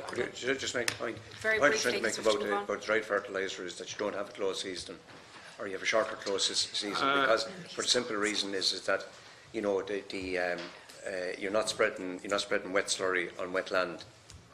Correct, but my understanding of the nitrates regulation applying at European is that our close period is one of the shorter ones, and certainly in terms of the application of fertiliser, whether it's dry or wet, it will not be applied at best use except to grow a crop. And during the winter period, therefore, there should be no encouragement in any country in terms of application of dried manure during the close period. I'm not aware of it, certainly. But you remove the land damage, that's the point. Deputy Dooley, I'm going to bring you. Thanks very much. Thanks very much, Mr. Gleeson. I think your presentation has been very upfront and frank, and it seems to me that you take seriously the obligations that are required of the farming sector and the industry generally. I think you've been a breath of fresh air by comparisons to some of the other departmental officials that we've had from other departments. Just want to put that on the record. I know it from Deputy Ryan. We shared a text. He said the bar is relatively low so far, but you're well ahead in that regard. So you can take that perhaps as a compliment. But you talked about the necessity or the potential to do more, and you rightly identified that they would be policy decisions. Notwithstanding that, have you done any scenario planning that would look to, if there were policy imperatives or changes of policy or policy requirements to do more, have you looked at the impact of that? You've clearly thought about it, and that's very clear, just the way you presented. And I think you rightly identified that there would be knock-on impacts, significant cost to society. So you may not have it to hand, but it might be something you would share with us if you have any sort of metrics that identify to do X percentage more, and you identify the dairy sector, what the implications of that and how that might play out. That's the first one. Just on the carbon sequestration and the greater amount of planting, obviously or maybe you can give me your views on it, the kind of incentives that will have to be put in place and the costs associated with that, that's for sure a real issue. Has there been any effort to look at state-owned land? I'm conscious that the state owns an awful lot of land that isn't necessarily seen from a managed forest perspective. But could we be doing more in the planting of trees in parklands that we have without destroying the other amenity benefits associated with their parks? I'm conscious that local authorities own vast tracts of land, and if we were to do a multiple of the cover that's there, it may have some impact, maybe it wouldn't, but there wouldn't be any significant loss of amenity. So has there been any work done in trying to look at what's owned, or what lands are in public ownership, and how you might increase the level of cover, afforestation cover on that, without it being a managed forest per se? Do you want to go with those questions first? Yeah, go with that. Okay, well, thanks for your kind words, Deputy. I'm not sure my other Secretary-Generals will be too pleased, but for the brief period where there are nice things being said, I'll take it on, so thanks. Look, I mean, just in the context... Be conscious you might have to come back again. Oh, yeah. Just, I mean, in the context of measuring costs, I suppose part of the Teagasc work on this MAC curve is identifying the sequestration and the abatement potential and the cost. So there is that piece of work there that kind of identifies the costs associated with particular policy measures. On the broader issues, we're looking, I suppose, and there is a sequencing issue here, because we're engaged in a kind of a whole of government look at how Ireland meets its climate change obligations. But we are looking at kind of developing a departmental strategy on climate change. We have a title for it, potentially climate-wise. It's not there yet, but we will be looking at all of this, including the various options in the context of that strategy. Okay. And we're working at that right now. That's good to know, yeah. Sorry, you asked about the forestry. Yeah, I suppose, Deputy, as regards the forestry, obviously, you know, the land that's in state ownership, Coillte are the largest landowner in the country. They have over 400,000 hectares of land. We have been in discussions with Coillte over a number of years in relation to, is there much capacity to plant more trees within the lands they have. When you look at the Coillte estate, in a lot of cases, some of that land was planted in the 1950s, 1960s. They would have planted the lower slopes of various mountains they would have acquired under big, large land purchases back then. And some of the land which is available, which is not unplanted, some of it will be sort of on the tops of mountains. So obviously, there's a lot of land which is unsuitable for growing trees. Again, we've looked at sort of like National Parks and Wildlife Service. They've got a lot of lands there which don't have any trees, but again, they're important for actual habitats. So again, we have to sort of juggle between, is it there because it's a good habitat for biodiversity, if it's a Natura 2000 site, if it's a protected site for a peatland or whatever, it may not be suitable for growing trees, and again, it may go against the conservation objectives of that particular site. But certainly, what we do have is we have schemes which are available. We have a native woodland scheme, a native woodland conservation scheme. I know the National Parks and Wildlife Service have engaged with that scheme over a large number of years in planting additional type of oak woodland associated with their existing oak forests. And again, some of the public bodies that are out there, if there are lands available, certainly they can come to us and they can examine whether or not we would actually fund some planting. Under the state aid rules, sometimes we're prevented from providing certain levels of financial supports. But I suppose to answer your question is, yes, we are in touch with the likes of Coillte and other organisations in relation to, is there any potential for lands that can be planted? And we have discussions going on currently at the moment in that particular space. Yeah, I'm just conscious that the local authorities have significant amounts of land that may not be suitable for commercial afforestation, but you know, adding to the amenity without taking significantly from the existing amenity. And we've a very successful neighbour wood scheme, which you may be aware of, and what that does is it tries to create and encourage public access. So in a lot of cases we have somebody like a local authority who may have some land in a car park with some open ground and want to plant some trees, and again purely amenity, putting in trails and picnic tables and things like that. We've also got other sort of Coillte forests adjoining sort of urban populations which probably may not be used very well at the moment, and again there's scope there to do kind of centres of excellence whereby you look at some funding to put in targeted car parks and trails to try and open up the woods, to try and give members of the public better access to those particular woodlands. And then of course you have the informal access, you know, in remote areas of the country. You don't want a big formalised car park, but just a forest gate, someone parks up and walks the dog, and again walking on a forest road can serve that purpose. certainly there's funding there available for that.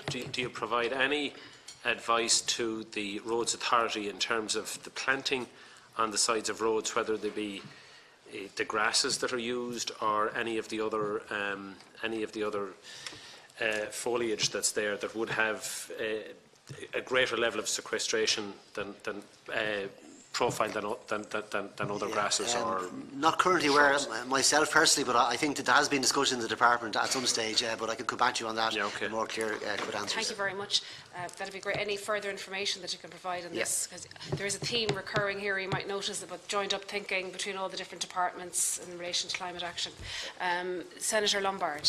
Thank you, Chair. First of all, I'd like to acknowledge and welcome the new General Secretary of the Department, and wishing very best to look in one of the most pivotal roles in Irish agriculture, without a shadow of a doubt. I suppose this is a very interesting debate, and how we're going to reform our policy is going to be one of the most interesting things. And on that topic itself, about the CAP and the CAP reform is going to be a key part of that. 2020 is the new CAP proposal, that we'll have a new CAP going forward. Where, General Secretary, do you see that CAP being the catalyst to drive policy, to drive change, to drive the real issues in the agricultural industry? We've already heard about the success of trailing shoe, and within 3 years, what a major change it's made to the agricultural sector. I think most farmers are using it, whether in derogation or out of derogation, because they see the actual benefits of it. But where do you see the major policy changes coming in CAP that would see then to transfer to a more green or more efficient actual economy itself? And the other issue is regarding biodigestion, and I know biodigesters itself, I know Tagish are doing a bit of work regarding that, regarding having a whole of government policy on that actual issue itself. Do you think that is going to be led by the Department of Agriculture? Or what department do you see that actual policy coming forward? You take the success of that from other, whether it's Germany, whether it's the UK, all over Europe, it seems to be a major part of the actual agricultural industry itself.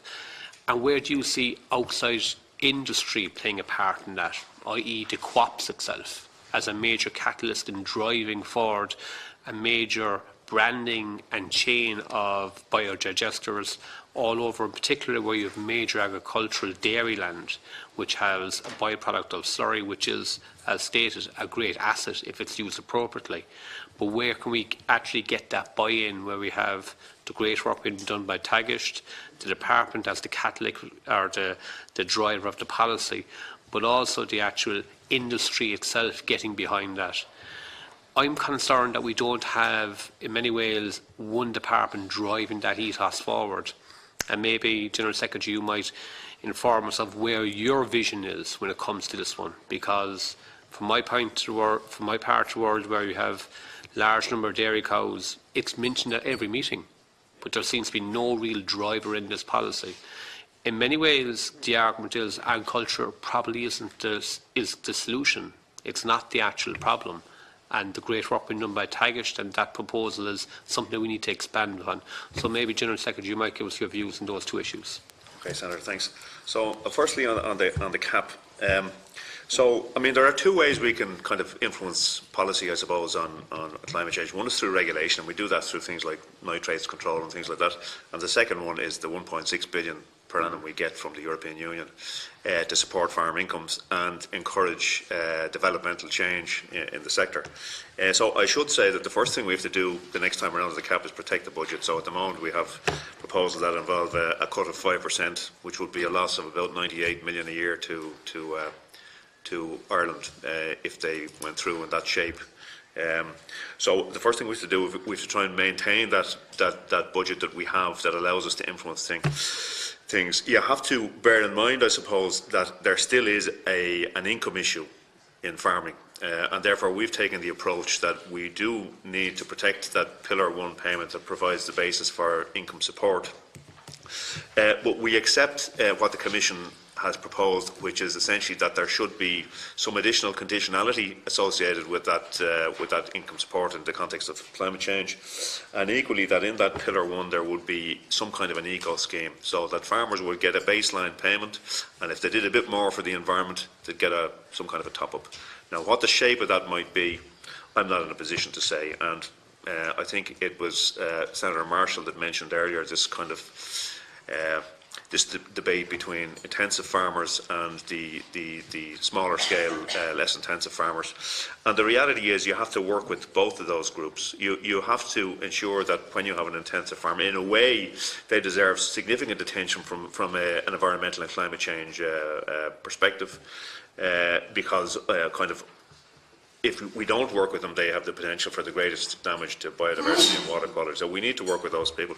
But we also need to recognise the public goods that the smaller farmers provide and reward that in some way.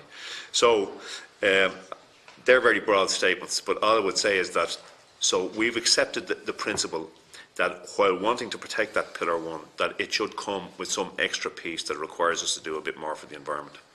And then on Pillar 2, which is the Rural Development Programme, the requirement is that 40% of Pillar 2, excluding the ANC payment, will be required to be devoted to the environment.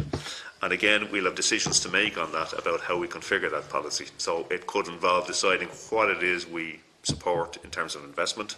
Do we support productive investment, or do we support climate change investment? Do we provide higher rates of grant for climate change?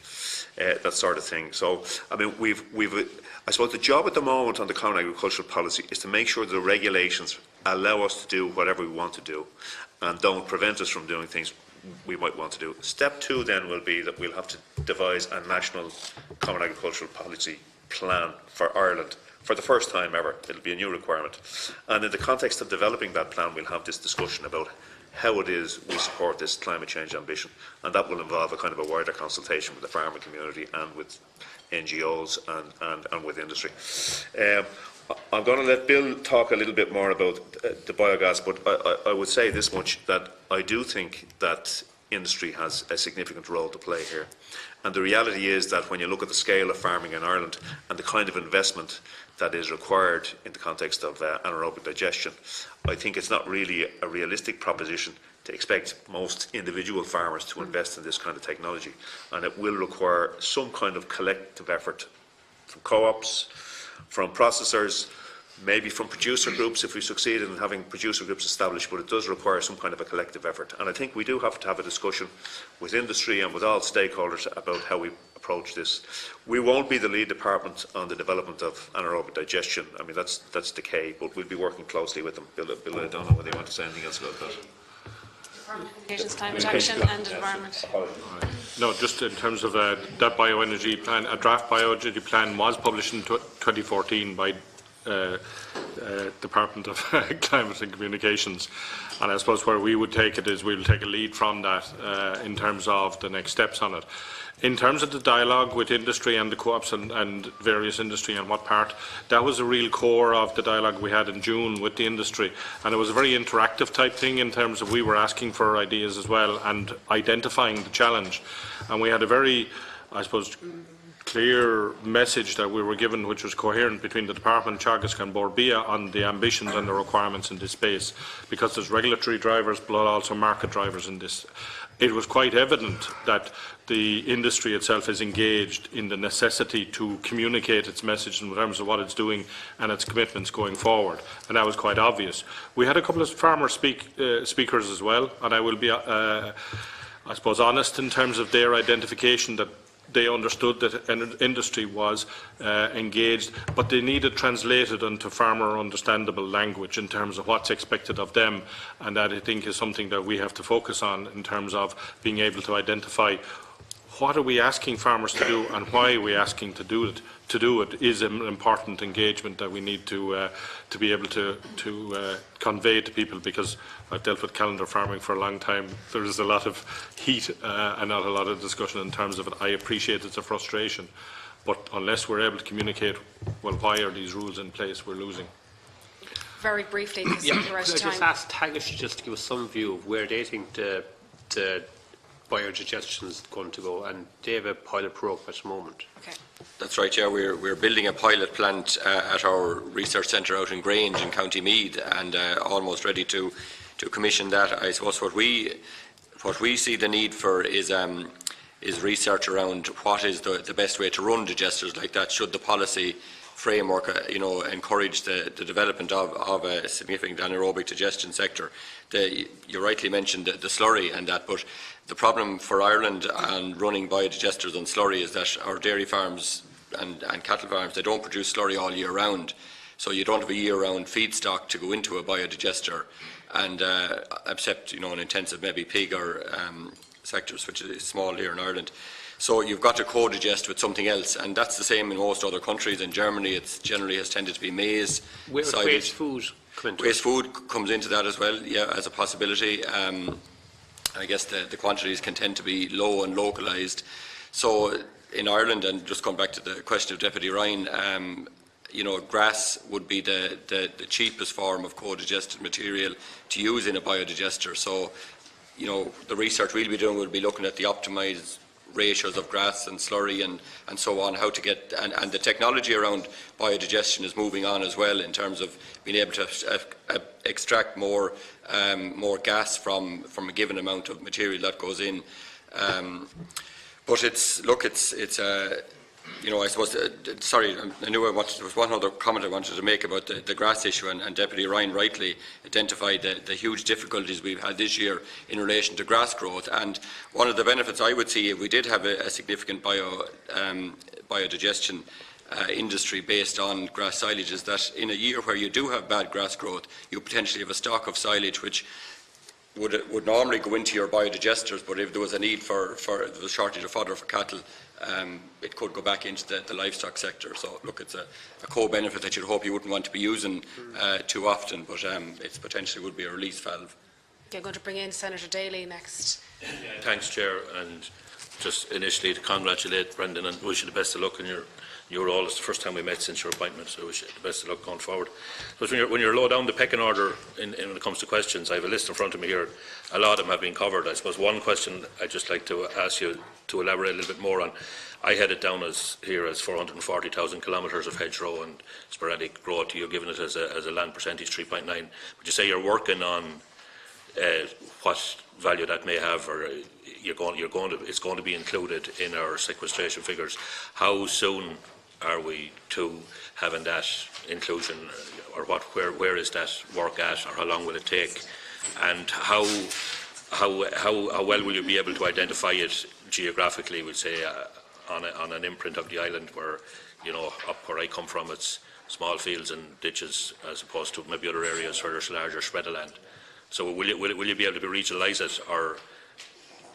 Fergus tells me now he can give you a figure now, so he's done a bit of research. He's yeah. I suppose under our National Forest Inventory we do survey a whole range of different things, and we do have a figure for our hedgerows, but it's a statistical figure, so we don't actually measure every single hedgerow in the country. We do a sampling point and we basically bulk it up. So we have a figure of roughly, I suppose, 280,000 hectares of hedgerows equivalent in the country, which is probably about 3.94% of our national estate. But again, regarding the carbon aspects of that and which is storing, there's another body of work to be done there. And pardon?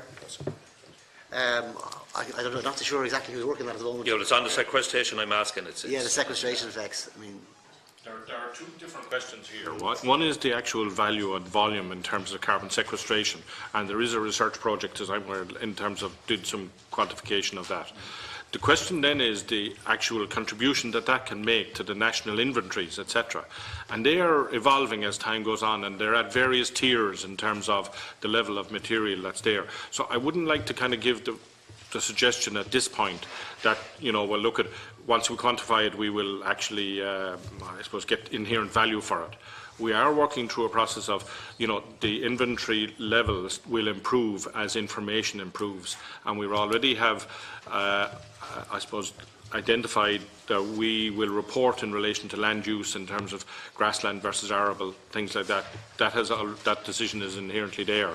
But within the IPCC structure, there is a capacity to evolve your reporting, and that will arise over time as our information databases. So I think it's wrong to suggest, well, look, once we quantify it, then we'll immediately get credit for it. That's an evolving science.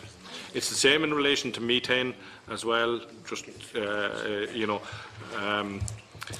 John Fitzgerald of Climate Change Advisory Council identified that the knowledge in terms of methane and how long it stays in the atmosphere and its global warming potential over a period is being quantified as well. Quite simply, everything is translated into carbon dioxide equivalents over a 100-year period. Okay? Carbon dioxide in the atmosphere remains in the atmosphere for thousands of years. Methane, which is the predominant emission from the agriculture sector at about 60%, is, however, a 12-year cycle in relation to it, which it breaks down. The knowledge in relation to that is identifying that, well, in practice, if that's the case, provided that methane emissions are not going up, it does not have an additional global warming potential as a consequence. Okay? So that's why I suppose the primary focus, if we look at our interventions, is carbon dioxide, etc. Those parts of it that you can. Well, I'll tell you, all I do is we will send the paper, the work that has been brought to our attention. It is an evolving science, let's be clear about it. It is, and certainly I would not claim it to be an answer at the moment. I'm not suggesting it a get-out-of-jail clause either, because it does have impacts in terms of your national herd, but it is an evolving issue, and certainly the whole objective of the exercise is reducing the global warming potential, and methane needs to be considered slightly different to carbon dioxide in that discussion. That's what I'm saying. We can send on the research paper. Just on in the whole agriculture sphere, you know, if you look back over the years, and there's a figure I've quoted here before, like from 1990 to 2016, the greenhouse gas emissions reduced within agriculture by 3.5%, while production increased by 40%. Now it's beginning to go in the opposite direction. But what can we learn from what we've done during the years 1990 to 2016? Now I know it was probably the introduction of REP schemes. They were all coming on stream, and you're working off a blank page. And like running a marathon, the first 20 miles, while it might be the easiest, the last 3 are the hardest. But can we learn anything from what we have successfully done in the past, and why? I know it's production and extra production, and we can talk about Foodwise 2025. I know they are aspirational figures to an extent, or targets or predictions. The bottom line is, based on population growth, food production has to increase by 50% by 2050.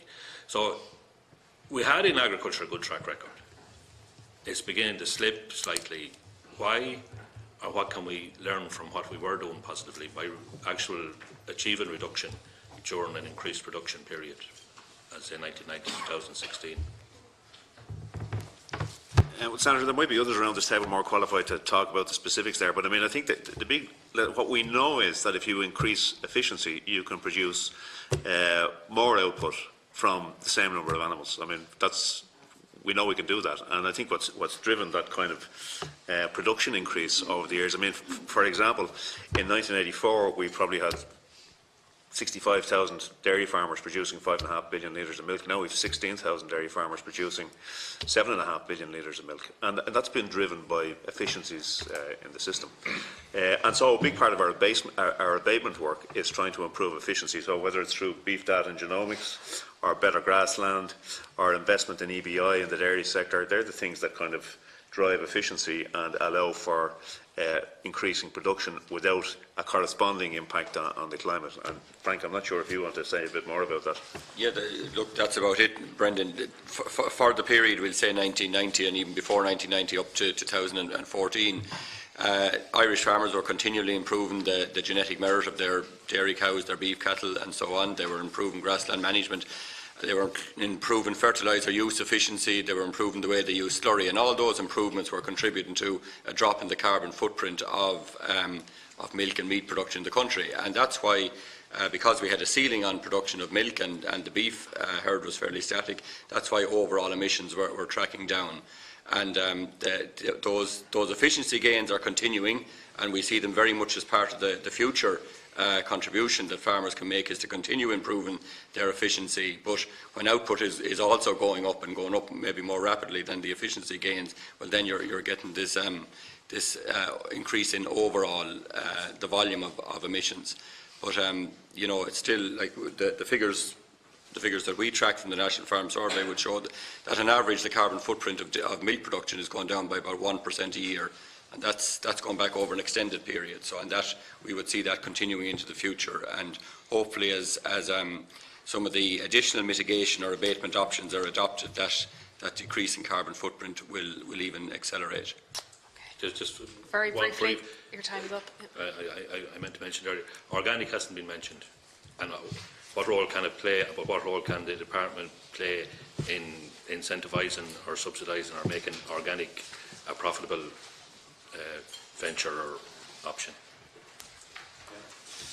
Well, definitely, first of all, it's an important sector. It's a sector for which there's potentially enormous consumer demand. I don't think there's any doubt about that.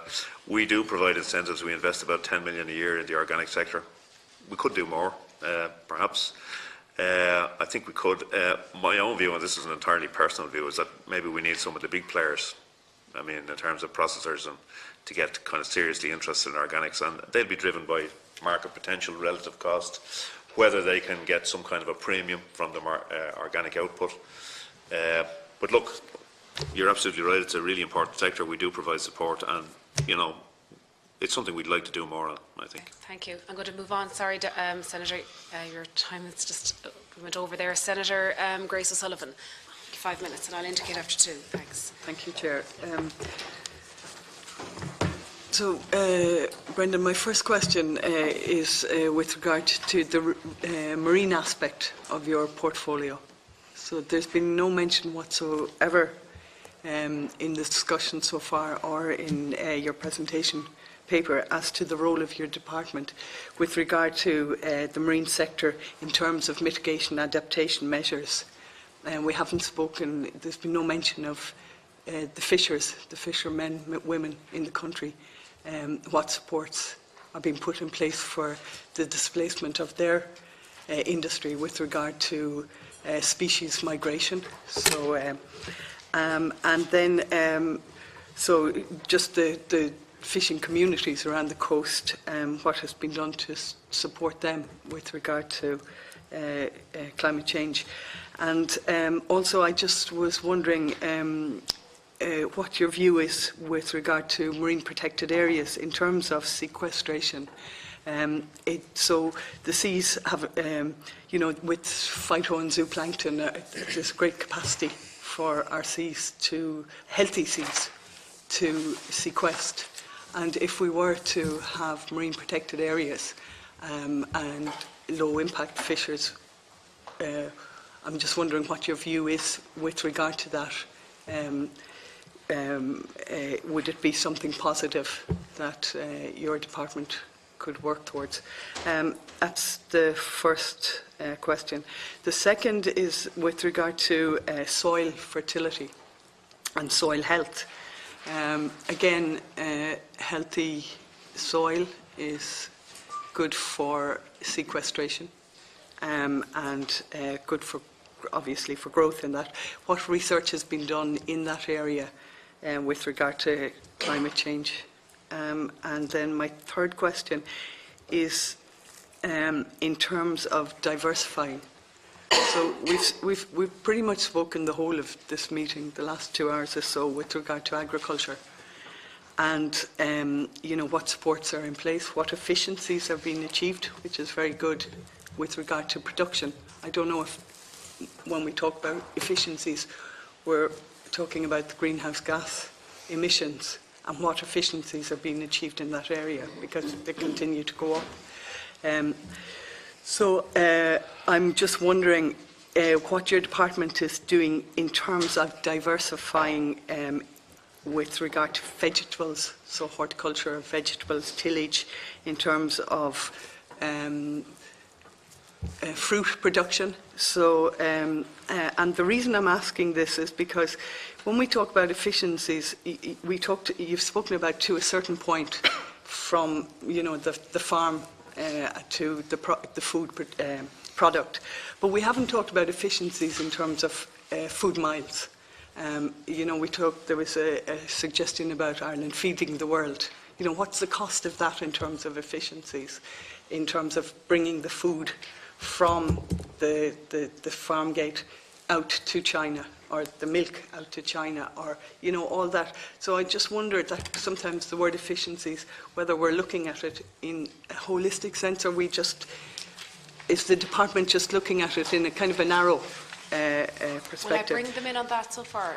Yeah, sure. Thank you, just for time reasons. Okay, Senator, thanks. On the marine, I suppose we're working on kind of climate adaptation strategy at the moment, and marine will have to be part of that. I don't have somebody from my marine side here, and you're taking me slightly out of my comfort zone, I'm afraid. But I can come back to you on all of those issues on the marine side if you wish, with some kind of a paper, if that helps. Yeah, For the committee, that'd be very useful. Yeah, so apologies for that. Thank you. On soil fertility, I think Teagasc is doing a lot of work funded by the department on improving soil fertility. Maybe I'd ask Frank to just intervene on that point. Look, soil fertility has always been a big area of research for us, and our team down in Johnstown Castle have focused on that for many years.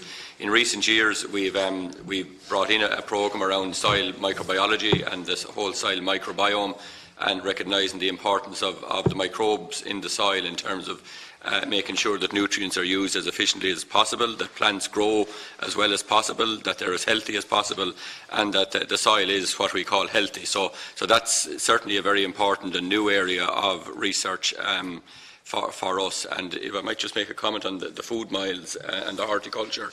Look, you know, we like the department are very committed to the horticulture sector and the tillage sector as well. And I did want to make the point earlier.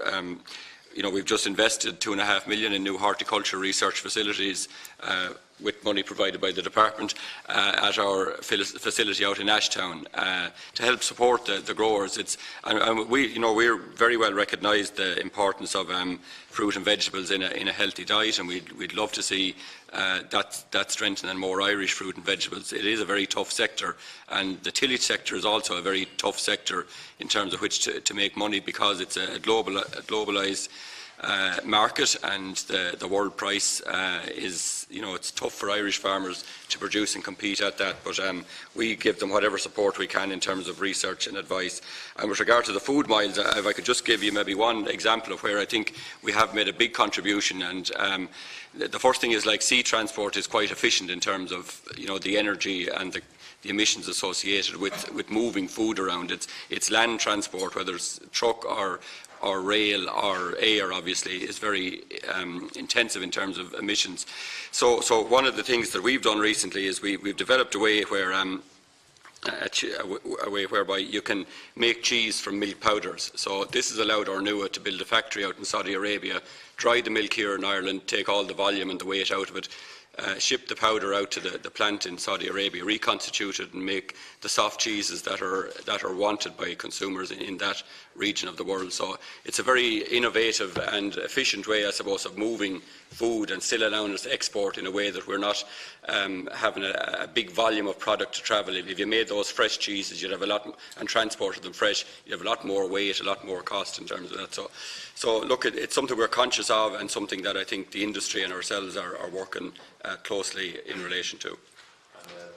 Senator, just in the context of the horticulture question, there's €6 million in our budget this year to support the horticulture sector, and what we're trying to do again is to encourage the establishment and functioning of producer organisations, so people organise collectively, market their produce collectively, have a stronger hand in dealing with the people they're selling their produce to, and can collectively buy inputs. And we recently published a producer organisation strategy, actually, to kind of provide guidance for people who wish to engage with them.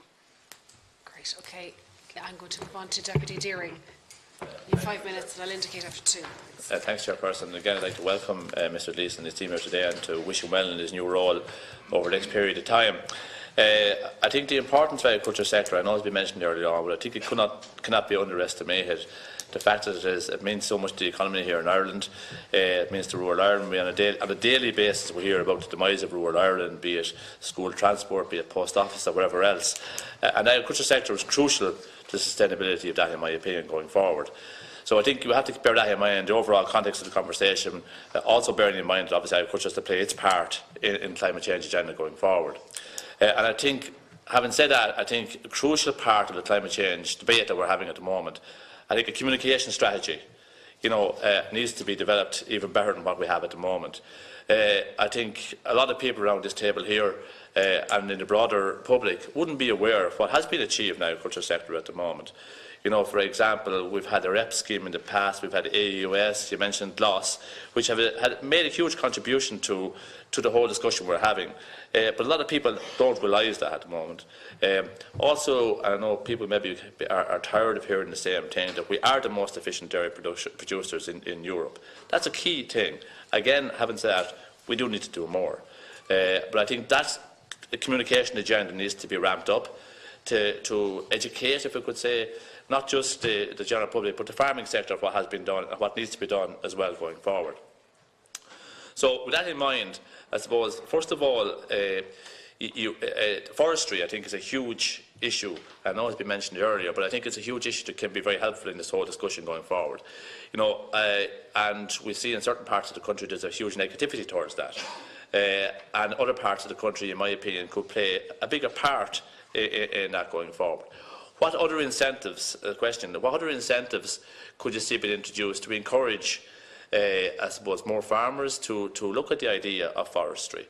Because, as we all know, after dairying, forestry is the most profitable farming sector. A lot of people mightn't be aware of that, but it is the second most profitable farming. I'm open to correction on that now, because that is fact. It is the most profitable farming sector after dairying, and that needs to be communicated more. You mentioned, and I suppose the efficiency issue, I think, is crucial. You know, in the report that we published, the Agriculture Committee published their last, whatever it was, about a year ago, I think there was 3 key words mentioned: better, before, bigger. I think that needs to be communicated at a scale time and time again. You know, more can be produced out of less. There's no doubt about that. That's been proven time and time again. That needs to be moved on. And a question for maybe Frank and Tagus. You know, I think Tagus can play a huge role in this. You know, professional agricultural advice is very important, and I'd like to know what advice would Tagus be giving to their advisors, going out to farmers, for example, on a daily basis to try and improve the efficiencies that they have going forward. Also, one of the key issues that was talked about in agriculture is origin green. Again, a huge issue. Maybe what benefit would you see of hasn't been achieved out of that at the moment? Who would like to start? Well, maybe I'll begin, if you don't mind. So, Deputy, thanks. So, the first thing on communications, I mean, I agree. I mean, I think personally, the important thing here is to have balance in public discourse. So, I mean, it tends to be dominated by kind of extremes from, you know, in all positions. So, agriculture is a significant part of our emissions. It will be. It has more or less flatlined over the last few years. It's starting to climb now, and we have to do something about that. So, I mean, that's the kind of situation, and we acknowledge that we have to do more. But it's important also to acknowledge the effort that has been made. So I think that's an important point, and maybe we're not so good at communicating that. We worked hard in our public consultation on the Common Agricultural Policy to talk about the environment. We had somebody from the EPA up on the stage with us presenting to farmers. So we really have to kind of align farm policy and environmental policy, and I think the farm bodies and farmers are up for that, but it needs to be explained to them in simple terms. On forestry, I mean, there is an issue here that if you look, for example, at our dry stock sector, and most of our dry stock sector farms are very lowly stocked, 0.8 or something is the per livestock units per hectare is the average is the average stocking rate around the country. Most farmers have some piece of land on their farms that they could plant and supplement their income from, and they could carry on with the same beef production as they do now and provide a bonus for themselves through the planting of forestry. So, I mean, I said this earlier, and I'll ask Fergus to just talk a little bit about the stuff we're doing on agroforestry and that sort of thing. But that is why it is so important that we don't allow concerns about forestry, some of which might be legitimate. If they're not legitimate, they're sincerely held views by people to dominate this discussion about forestry. We need to encourage forestry around the country, and that's not to dismiss the concerns of anybody, because I know people have concerns about forestry, but that can't become the dominating part of the narrative. I think we have to have balance in it. So maybe I'll just ask Fergus to talk a little bit about what we're doing on agroforestry and initiatives to encourage farmers to engage with it. Yeah, I suppose, Deputy, yeah, I mean, certainly our afforestation levels have dropped in the last number of years. That's obviously a concern, and certainly the Department, working closely with Teagasc, are involved in a promotional campaign over the next 2 to 3 years, which will target a lot of different type of media outlets to try and increase the awareness of forestry out there. We're looking at identifying farmers who've planted before and ask them exactly, some good news stories to try and promote that and get them to sell the message. We're also grant aiding knowledge transfer groups. Just recently, in the last number of months, our Minister announced a knowledge transfer scheme. So again, what that does is it gets like-minded foresters and forest owners together to talk about forestry and to talk about certain aspects of how they can do things better. We've also introduced a lot of we revised our environmental requirements, and again, we've got a lot of regulations there as well, which helps to control forestry in a certain way. And as Brendan mentioned, some of the negativity that has been raised there in recent years, it's important that we try to stress that, afforestation, it is a voluntary scheme which people enter into voluntary, but it's important also that when you do forestry that you do it in a certain way. So we've had close engagements with the National Parks and Wildlife Service and the Environmental Protection Agency and our registered foresters and a public consultation in a whole range of different measures. So we have an environmental requirements document out there which talks about the good things about forestry. And when you do put trees in the landscape, that you stay back from your water courses, you don't cause damage, you stay back 60 metres from somebody's house, you encourage and increase the level of broadleaf planting in your particular forest. So again, in the mid-term review, regarding measures we've taken to try and increase and promote the uptake of forestry, we've increased our grant rates, we've also increased some of our premiums. We've made a stronger emphasis on broadleaf planting, because a lot of members of the public like broadleaves. But at the end of the day, those farmers are looking at a commercial enterprise as well, so we have to take that into consideration. But certainly, there's a higher premiums for the planting of broadleaves. So for example, if you were to plant a hectare of oak woodland, you would get €645 a hectare for 15 years. If you planted a thick spruce woodland, you would get €510 a hectare for 15 years. So there's a differential there that tries to nudge people to make certain decisions on the type of trees they want to plant. We're also looking at encouraging a greater range of species to be planted. So, for example, things like Douglas fir and Scots pine and birch and Sitka spruce and oak and beech. Lots of different types of species with different types of premiums. So, generally speaking, more premiums for broadleaves and less premium for conifers. I suppose just to finish up as well, we're conscious that it's important that as a department we have to sell the message of forestry and promote more regarding the good benefits. We talk about carbon. I mean, forests are not just about carbon; they're about providing timber, displacing fossil fuels, providing timber for heat, things like that. So it's important we look at the whole multi-purpose benefits of forestry, not just carbon, but the whole range of different services that Forest Act actually can provide. I'm going to bring in Mr. O'Mara next to deal with the Teagasc and the communication side. Yeah, okay, thank you, and thank you, Deputy Deering, for the question. And I certainly fully agree with the better before bigger slogan, and it was one that we emphasised ourselves to dairy farmers in the post-quota era. Don't get bigger until you make sure that you're doing everything as well as you can on your farm. So anyway, you asked what would be the key messages that our advisors take out to farmers, and just I suppose concentrating on livestock farmers. And I have 5 here. I suppose the first is about better breeding. And it goes back to the old saying, an ounce of breeding is worth a ton of feeding. So, you improve the genetic merit of your herd, and that stays with you forever. So that's the first thing we'd say. Use the tools that are there, the EBI, the Economic Breeding Index. Use the maternal herd index, the maternal index for beef, cow breeding, and so on. That's the first thing. The second thing would be grassland management. And, the grass is the cheapest feed that farmers have. So the bigger proportion of the diet that comes from grass, the better for the farmer's bottom line. Also, the better actually for the health characteristics of the food produced, and the better from the point of view of the animals, that they're out grazing. So extending the grazing season within manageable limits is something we would promote. And the win-win from the environment point of view is that the emissions of an animal when they're grazing are lower than when they're eating silage and concentrates. So every day extra grazing reduces emissions. The third area would be around soils and ensuring that you have good fertility in your soils. So, keeping your P and K status right in the soil, making sure it's adequately limed, and then making best use of fertiliser and manure with a view to getting the most out of the manures produced on your own farm, the animal manures, the slurry and farmyard manure, so that you can minimise the amount of bag manure that you have to buy and use. And in that regard, clover has a role to play as well, and that cuts back into the grassland management area.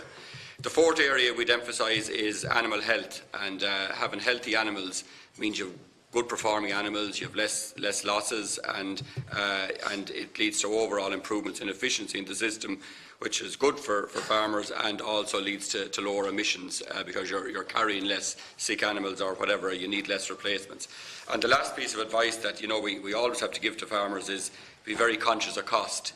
Cost is, farming is not a high profit business, and you need a relentless focus on costs in running your business. So whatever you do, keep the bottom line in mind. And one of the initiatives that we've had in collaboration with Board BIA is to encapsulate those messages into what we call the Carbon Navigator, which is a process we go through with farmers to point out to them what they can do on their farms and how their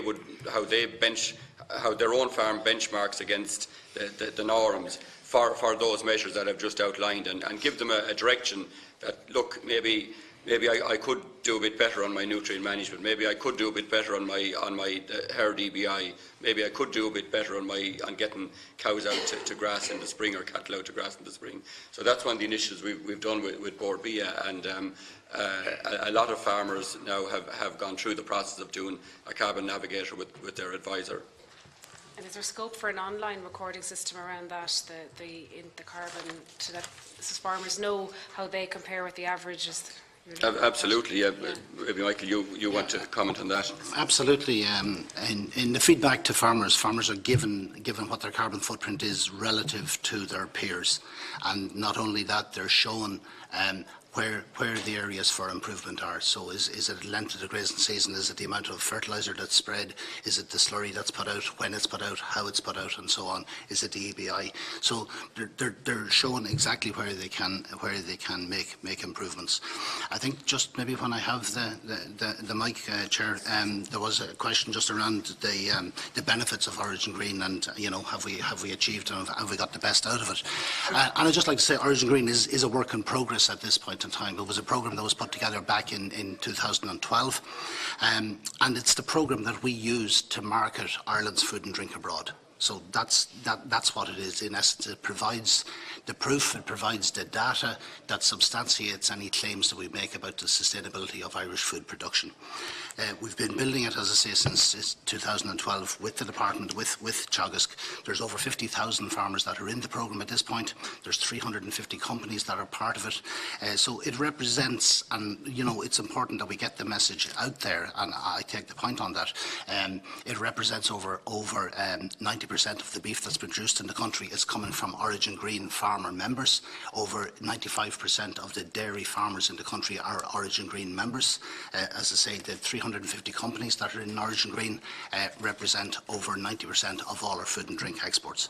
And what we found, we did international market research this year, and what we found was that across 13 markets globally, we're finding that what resonates with trade buyers in particular in these markets is the importance of what we're doing with the Origin Green programme. So we're communicating the message on a B2B basis at this point, which is really where we're getting, I suppose, the most value for our money. But what resonates with them and what they're actually finding, really good is the fact that we're carbon footprinting all of our farmers that are in the programme, these 50,000 plus farmers.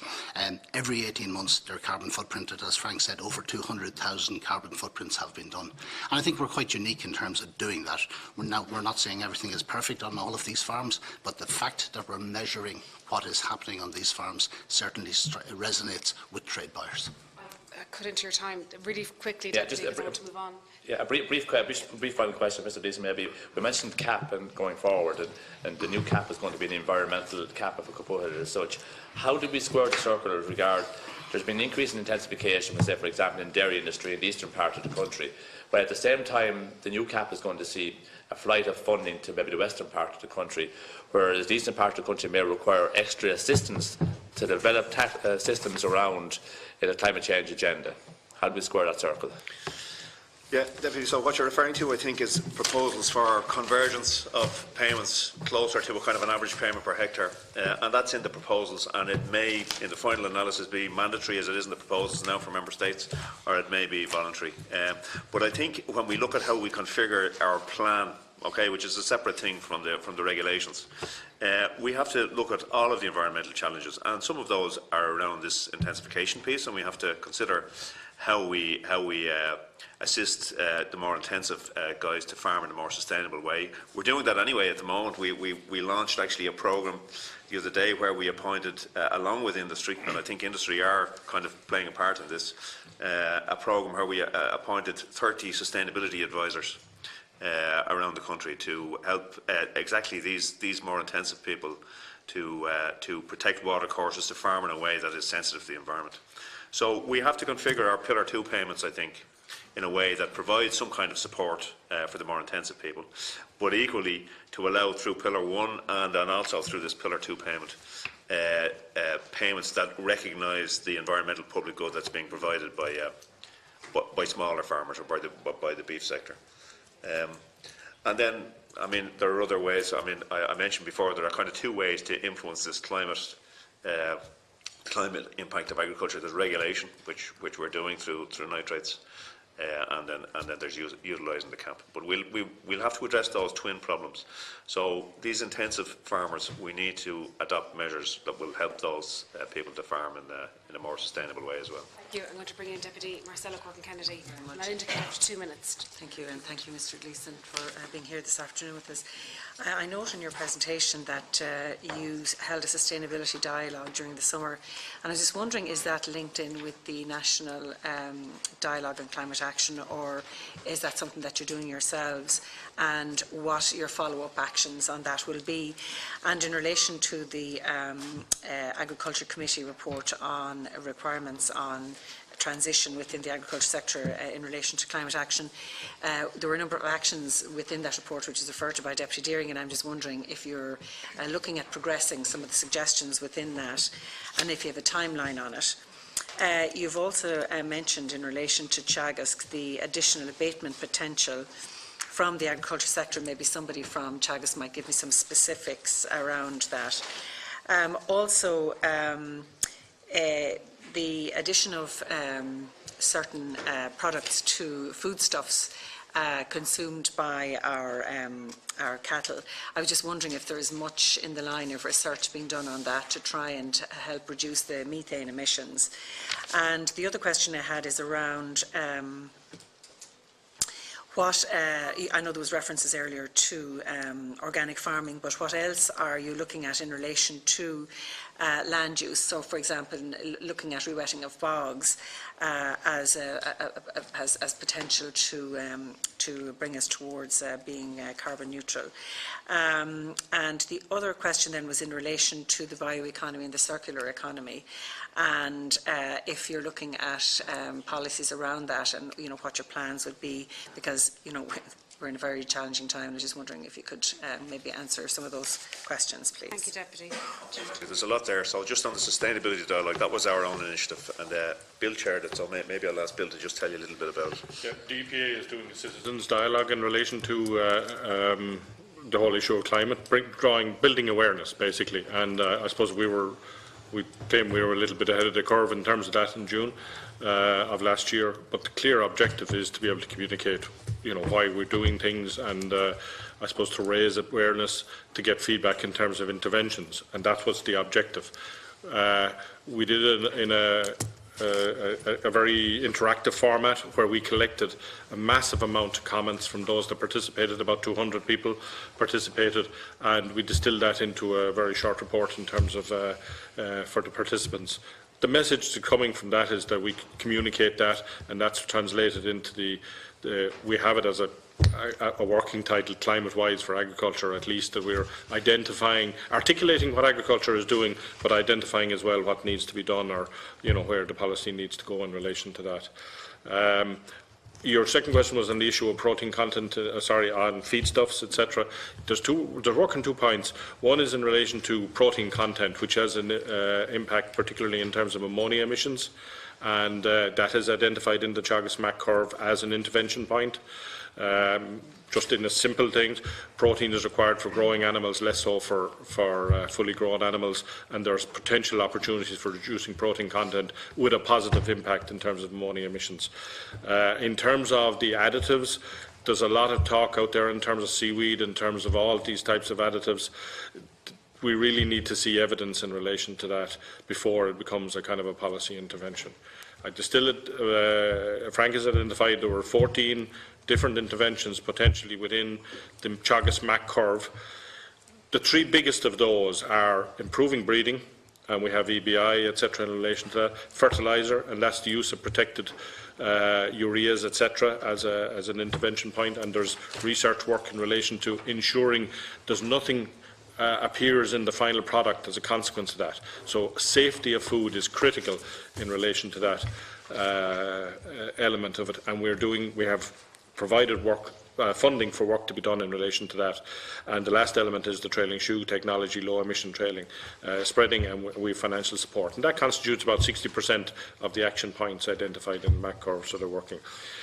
On the bioeconomy, I've addressed that earlier. We would see agriculture as front and centre in relation to bioeconomy delivery, whether it's speaking through UCD, whether it's the work of Glanbia in relation to the use of whey permeate, etc.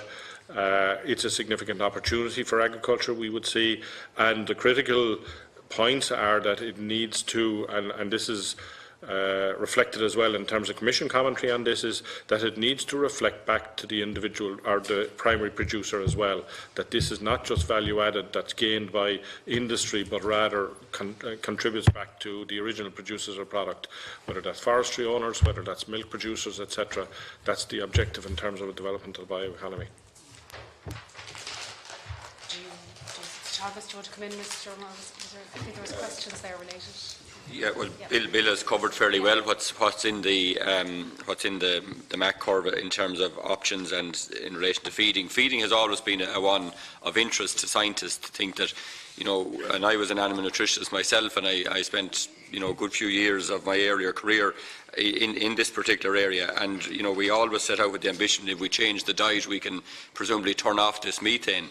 And you know, it's a tough thing to turn off, is what we found out. It's a very natural process, the production of methane, as the animal ferments forage foods in its rumen. So the only ways really that people have found effective to turn it off are to change the diet radically. So if you moved ruminants to a fairly high concentrate diet, and really you're feeding them almost like a monogastric, a pig, yes, you can dramatically change the methane emissions. Bill mentioned the protein, and the other one that we looked at was adding oil to the diet of animals, you know, fats or oils, and that's actually quite effective. But, you know, the economics of it aren't great because it's expensive, and also the sustainability of where you get the oil from is a big issue. And you know, there's a lot of controversy over producing palm oil and that. So it's not a simple equation, the use of oil. And we have it in the MAC curve, but it's in there as quite a small one. We are actually interested in some potential herbs, chicories and plantains as possible feedstuffs, forage feedstuffs that might have an impact, but there's a lot more research needed on those, and there's always things come along, suggestions like seaweed, which we're looking at, and the feed industry is actively researching various additives that might be added to the diet, you know, some kind of a chemical inhibitor for methane, and there's actually one promising one that's we understand the company involved, it's an international company, not an Irish company, are about ready to submit to EFSA for approval as a dietary supplement that would have a significant potential impact on methane. So that's what I was referring to earlier. I think research has the potential to bring further solutions, as well as the 14 that we've mentioned in the MAC curve in the years ahead, and being optimistic. Are they at early stages? Would you be correct to say that? Quite early stage. The one I mentioned from the international feed companies, actually there's been quite a lot of work published, and that shows it's effective. It reduces methane emissions by maybe 30%. The issue for us is, well, number one, it'll take several years to get approval to use on farms, but it needs to be fed not just every day, but it needs to be kind of fed several times a day. So it's suitable to animals that are indoors. And being fed a TMR, total mixed ration type diet, it's not really suitable for grazing animals. So we're actually, you know, interested in working with that company to see could we make a version that would be suitable for a grazing situation. Sorry, Deputy Marcella Corcoran. Were there other questions you had asked? I mentioned about rewetting bogs, if you were looking at that, and in terms of carbon sequestration.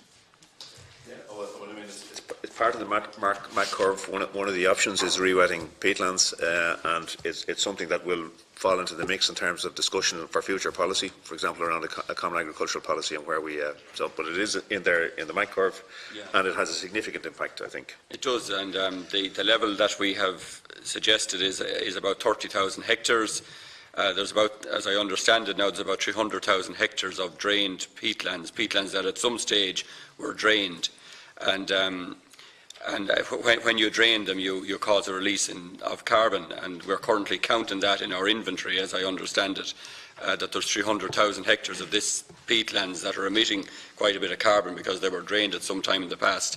And if they were re-wetted, or if they already have become re-wetted through the drains breaking down over time, well then, you know, there's a potential there to reduce the amount that we're counting in the inventory at the moment. So that 30,000 hectares would give rise, I don't have the figure on the top of my head, but a significant potential saving of emissions, nearly 500,000 tonnes of carbon from 30,000 hectares of that re-wetted peatlands.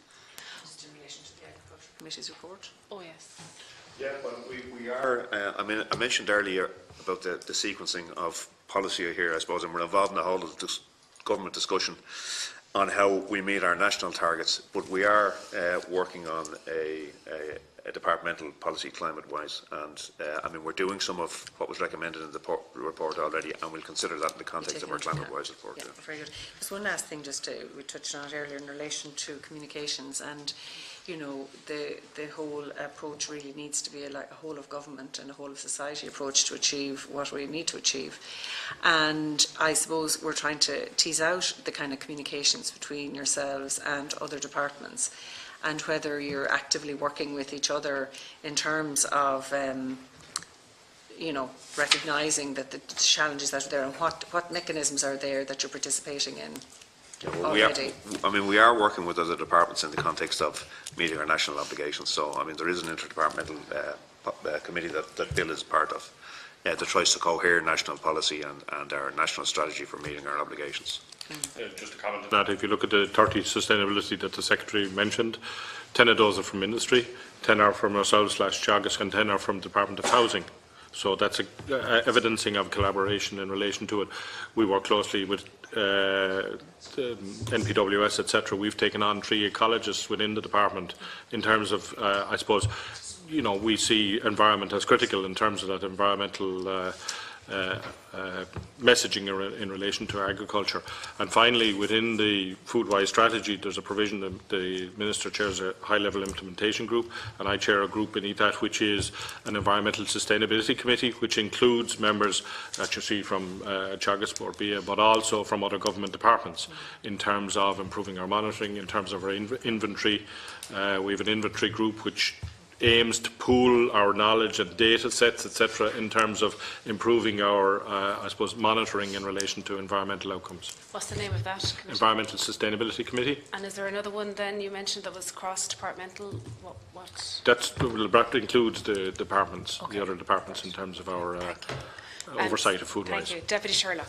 Thanks, Chair. I think it would be very useful for this committee to have some sort of map of all of the various committees that exist across government and between departments in relation to the whole area of climate change, because it can become quite confusing when we listen to acronyms and, you know, and terms that are, you know, literally just come out of nowhere.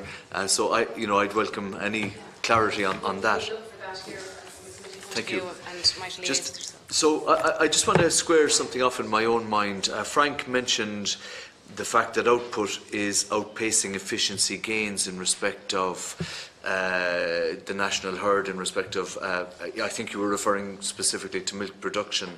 I would love to, in layman's terms, have an understanding of how that gap is being closed or being narrowed, because if the gap is narrowed and you have maximum efficiency gains and you're still planning on increasing output, because if I understand the interventions correctly, output is going to keep increasing. In other words, we're going to keep producing beef, we're going to keep producing more milk or milk products or derivatives thereof, then if that is where we've put our eggs in terms of the market, because you keep talking about the market, then how do we close the gap? And if we do close the gap between, efficiency gains and, increases in output, I mean, at what stage of the process, from if you were trying to peg it out in terms of years, will it be 2025, 2040, 2050, 2100 by the time you've kind of closed that gap? Because the IPCC report has brought into stark contrast or stark focus here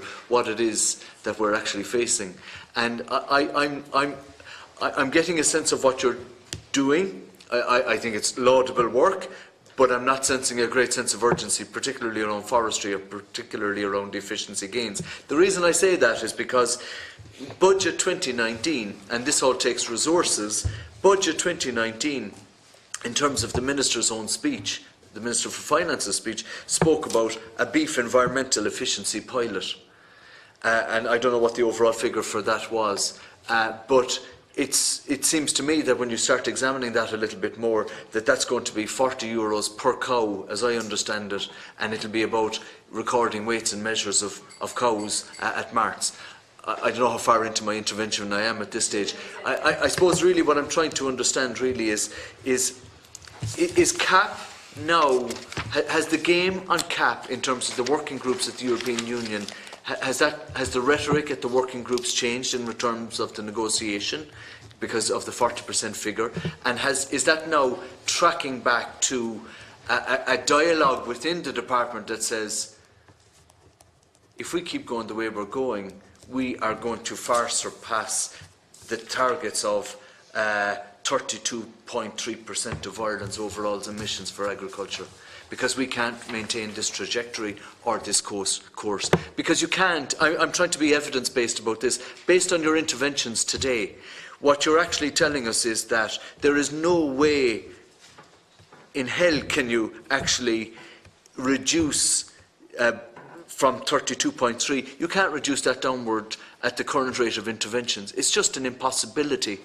And I'd rather we would be hearing from the Department of Agriculture tell us that this is what we need in terms of pounds, shillings and pence, this is what the policy interventions that are needed, this is how much money it's going to take. And, sorry if I'm going off on I'm probably into 3 minutes of a 5-minute intervention now, which doesn't leave me much time, but I just need a greater sense of urgency. And the other thing about forestry, and I'll just make the point, and you can come back to me maybe by way of writing back to the committee if I don't have enough time here. Is it 18% of forest cover is under forest cover? We're talking about schemes here that are going to pay farmers X amount, X amount per year over 15 years.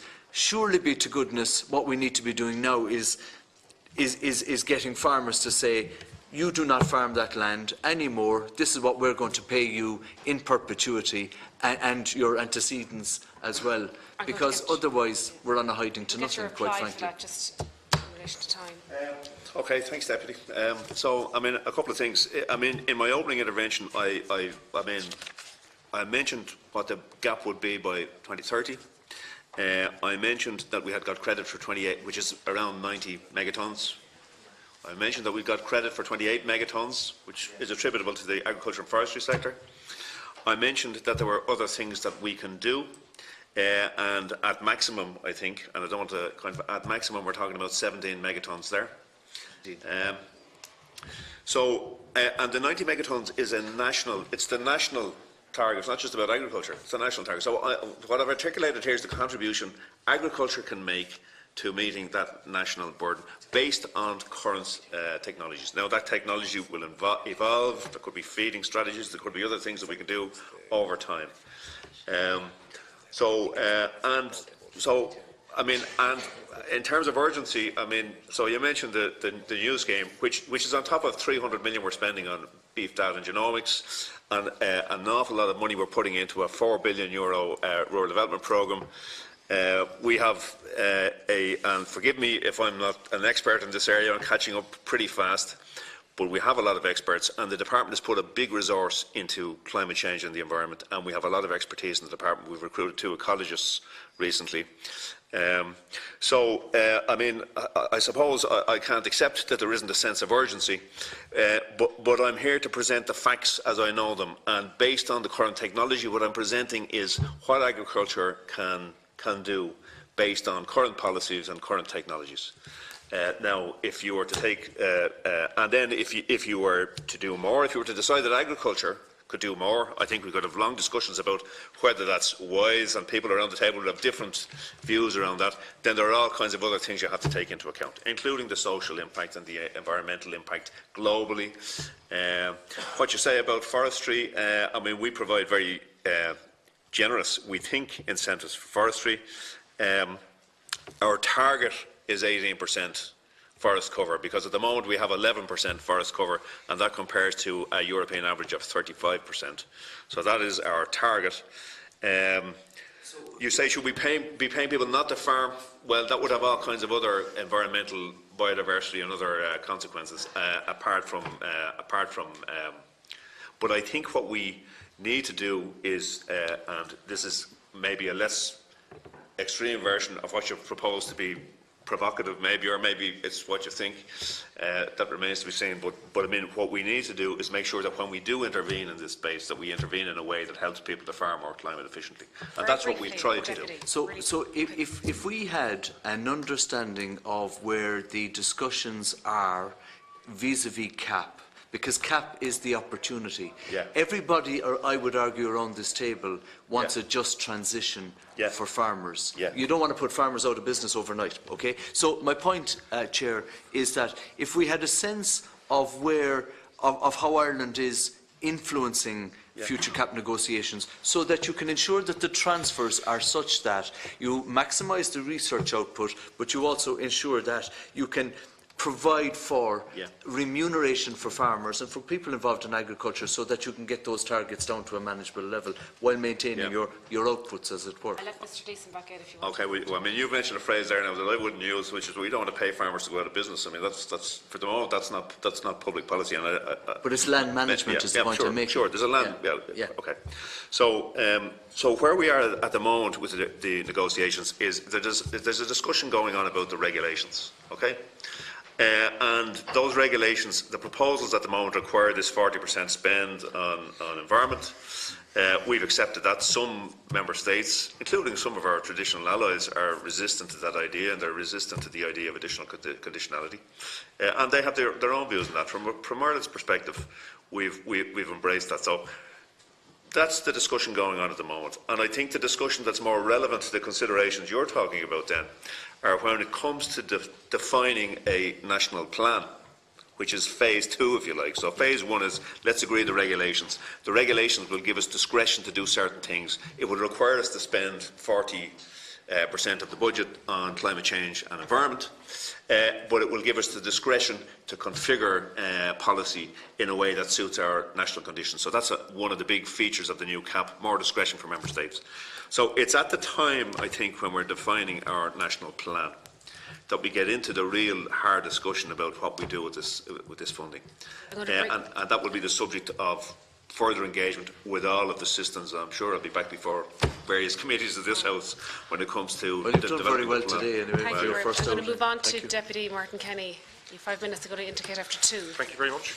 First of all, you're all very welcome, and congratulations, Brendan, on your appointment. There's a couple of things. Many of the questions have been asked, and many of the issues have been raised already. First of all, in regard to the type of land where I live, and that part of the country in the northwest generally, is marginal land, and what we would call low-impact grazing is what we see happening. And particularly, I suppose, on mountain land and that sort of thing. And is there any measuring happening in regard to the impact that has? Because it's not the intensive farming, it's the low-impact grazing. There's the biodiversity element of it is clearly much higher. And certainly farmers where I come from feel that they're already doing an awful lot for the environment without any scheme existing, without anything happening. And they get very little, if you like, recognition for that. So I just wonder, is there any measure in regard to the carbon sequestration, what happens with that, of that type of farming as opposed to the more intensive type of farming? Also in regard to the alternatives, and there's been much talk about changing and finding alternatives and all of that. And I just wonder, I know in fields not far from me, at the bottom of the field, there's a pit, and the pit was for flax, going back 70, 80 years ago, where flax was grown as a crop. And it was grown, and linen was produced all over the country. And then, if you like, the other carbon-based, oil-based synthetics took over, and that industry disappeared. And is there an opportunity to look at industries like that, which worked in the past, which were grown in our land, crops that were grown there before, that may have a future? Another one of those crops, I think, is probably the whole area name of it is gone, come back in a few minutes. The hemp, sorry, hemp is as a product which can be grown extremely well in our climate and hasn't been grown. Now, I understand there's issues there that needs to be dealt with. And finally, in regard to the forestation and the forestry, I come from a part of the country where we have a problem with the forestry because it's a permanent change of land use. It takes over entire town lands, entire parishes, and kills off the community because very few people live there. Now, we can say there's reasons for that and all of that. Also, in regard to the biodiversity nature of it, it's generally monoculture forestry. It's all silk spruce, and there's a few evergreen trees grown on the edges. And it is not working for communities. It's not working for what we want to achieve. And I think there needs to be a re-look at that and a re-examination of coming up with alternative models of forestry, such as continuous cover forestry. Okay. Be the main on that. Thank you. Okay, a couple of things. I'm not sure whether we've metrics for the climate impact of the kind of farming you've described there, which is very common in the west of Ireland, frankly. Well, one of the things we've been doing over the last couple of years is using the National Farm Survey. That's a survey of 1,000 farmers. There's probably about 600 or 700 beef farms in that, of all descriptions, some of the ones that you've described, some of the intensive ones. We've been working, the National Farm Survey is primarily set up to track farm incomes.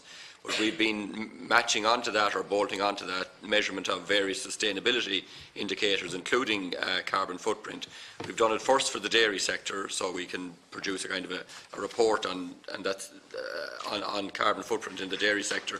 That's the kind of information I was referring to earlier, that it has been going down by about 1% a year.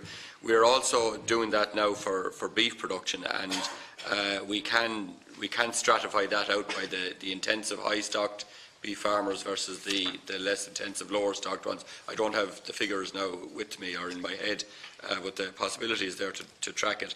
And then, of course, that methodology gets rolled out into the Origin Green Quality Assurance Scheme, and so all farmers, once they're in the Quality Assurance Scheme, will have a carbon audit figure eventually every 18 months put on their farm. So we can look and see the range of carbon footprint from those type versus the more intensive type. So I wouldn't, I'm not going to speculate. Sorry?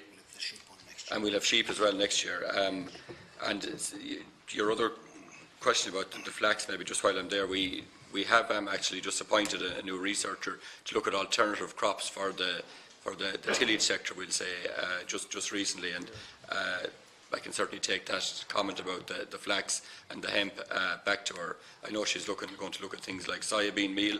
Apparently there's 4,000 hectares of soybean meal grown in South Wales and South England this year. I don't know how it did now, but we need to be constantly looking, I suppose, at what other alternative crops are there. So just a linked point then, Deputy, again on the kind of marginal land and the configuration of the new common agriculture policy. One of the things we have to do is we have to pay for additionality. So we have to configure it. That's one of the constraints we have. So, when we're considering how to kind of provide recognition for that, we have to consider what kind of scheme can deliver some kind of additionality as well. So, that's one of the constraints we're under. On the afforestation, I know the part of the country from the Deputy, so I understand the issues there. I suppose there's an acceptance that we need to do more on broadleaves, and that's why we changed our policy this year to require at least 15% broadleaf planting and to provide higher incentives for deciduous trees. But look, I understand your perspective on that, but I think it's important that those concerns don't feed into a kind of a wider negative narrative about forestry. That's really important for all of us, I think. Just one thing about continuous cover forestry, I think one or two deputies mentioned that, and again the department in the last mid-term review has put in place the start of a new scheme for continuous cover forestry to actually look at about a number of pilot projects whereby we can look at alternatives to the existing forestry type of practices that we're doing in certain localised areas where we think it would work. So again, we're looking at different ways of doing things to try and obviously address some of these issues people have raised in the past. Yeah, just finally, in regard to the inputs, and tillage was mentioned, and I'm very conscious that a huge amount of the inputs that we put into our dairy and our beef production is imported inputs. And I think that's something in regard to Origin Green and all of that that needs to be borne in mind, that if we're talking about, you know, closing the circle, we need to understand that everyone in the country, every farmer and every sector is dependent on the other sector. And as the tillage sector went away down, it had an impact in regard to that. And if we're dependent on importing all these inputs from, many of them from Latin America and other countries, it is part of a carbon footprint that we may not be measuring. I just wonder, are we measuring that? Is that coming into it? Just specifically on that point, when we do the carbon footprint, we do take into account the feed and the fact that it was imported or homegrown. We still count the carbon emissions associated with producing it. So we're not kind of ignoring the fact that that feed might have been brought in from another country. So it is a full carbon footprint. And you're right about the value of the tillage sector. You know, we can't have all one system of farming in the country. And I think that was borne out very much this year in relation to the simple thing of the availability of straw. And you know, that brought it home to a lot of people that we do need a tillage sector. But unfortunately, the market dictates to farmers, you know, that where they can make a profit. So we have seen a significant enough decline. I don't know, maybe 12 or 15% in the acreage of tillage crops, and a lot of that has gone into dairying because of the difference in profit margins. But I fully accept your point that the value of having a range of systems at a national level is huge. Do we have figures on all our agricultural inputs or imports and the carbon footprint? We do have those figures, do we? Figures in terms of our meal usage, etc. We use about 5 million tonnes of meal a year. About 2 million tonnes is produced nationally. That's down this year. We were about 2.3. We're about 1.75 this year. So yes, we do have all the figures in terms of our fertiliser usage. They all contribute towards our inventories in terms of all that work.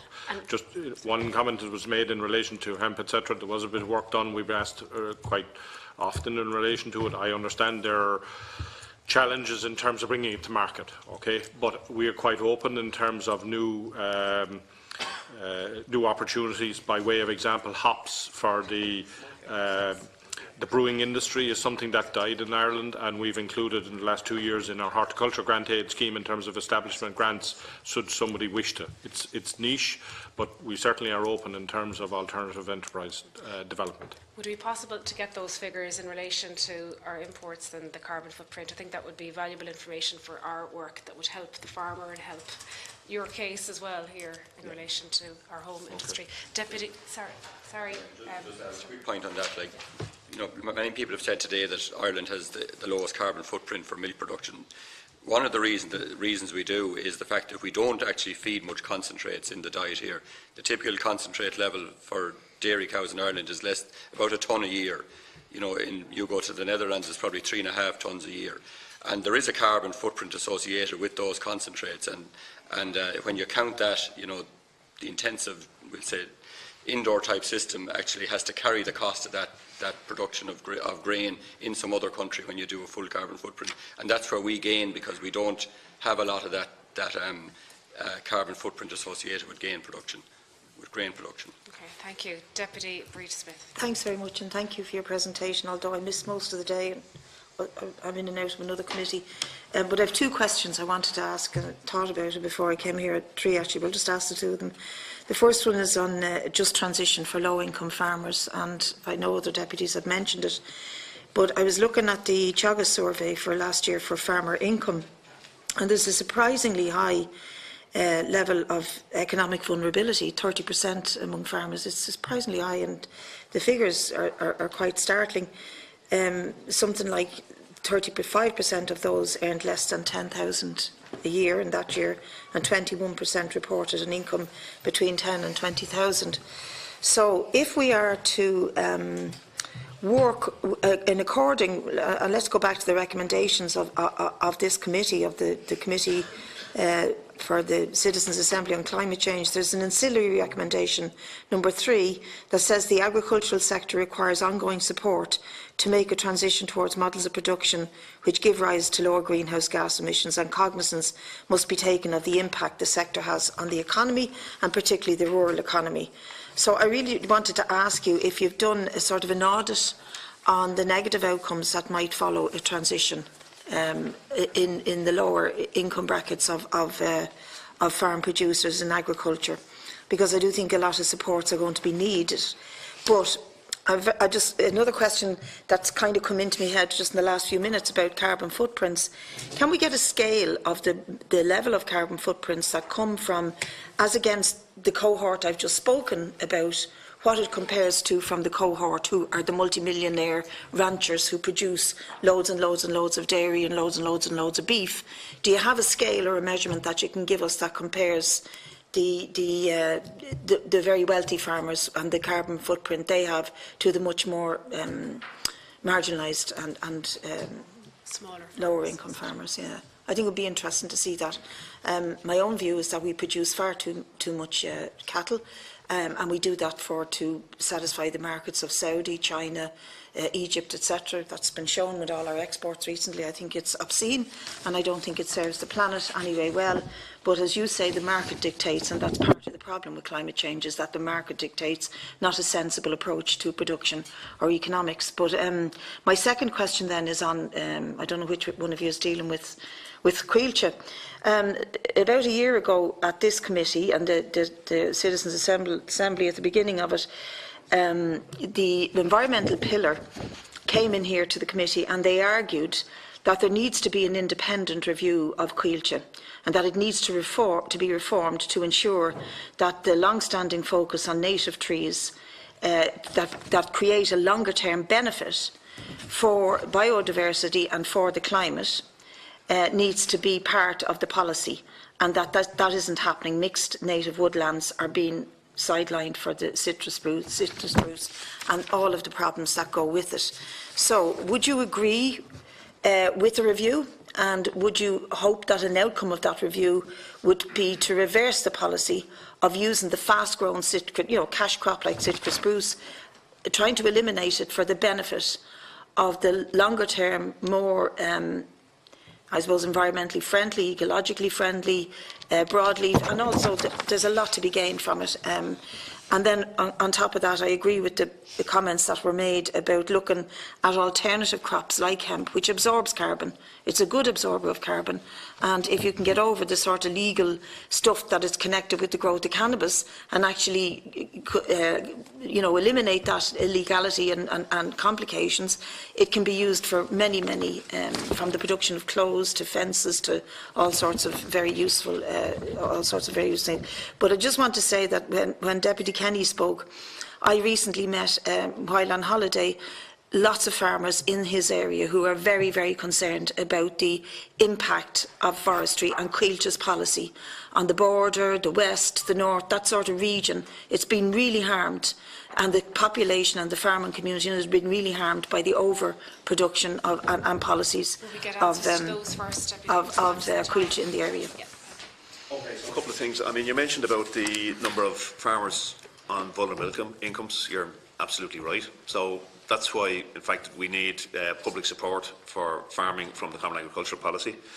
There's an issue about the share out of that kind of support, I suppose. And the last time around in the CAP, we embarked on a programme of what was called convergence. So we brought people who were above a certain, below 60% of the national average payment per hectare up to 60% of the national average payment per hectare.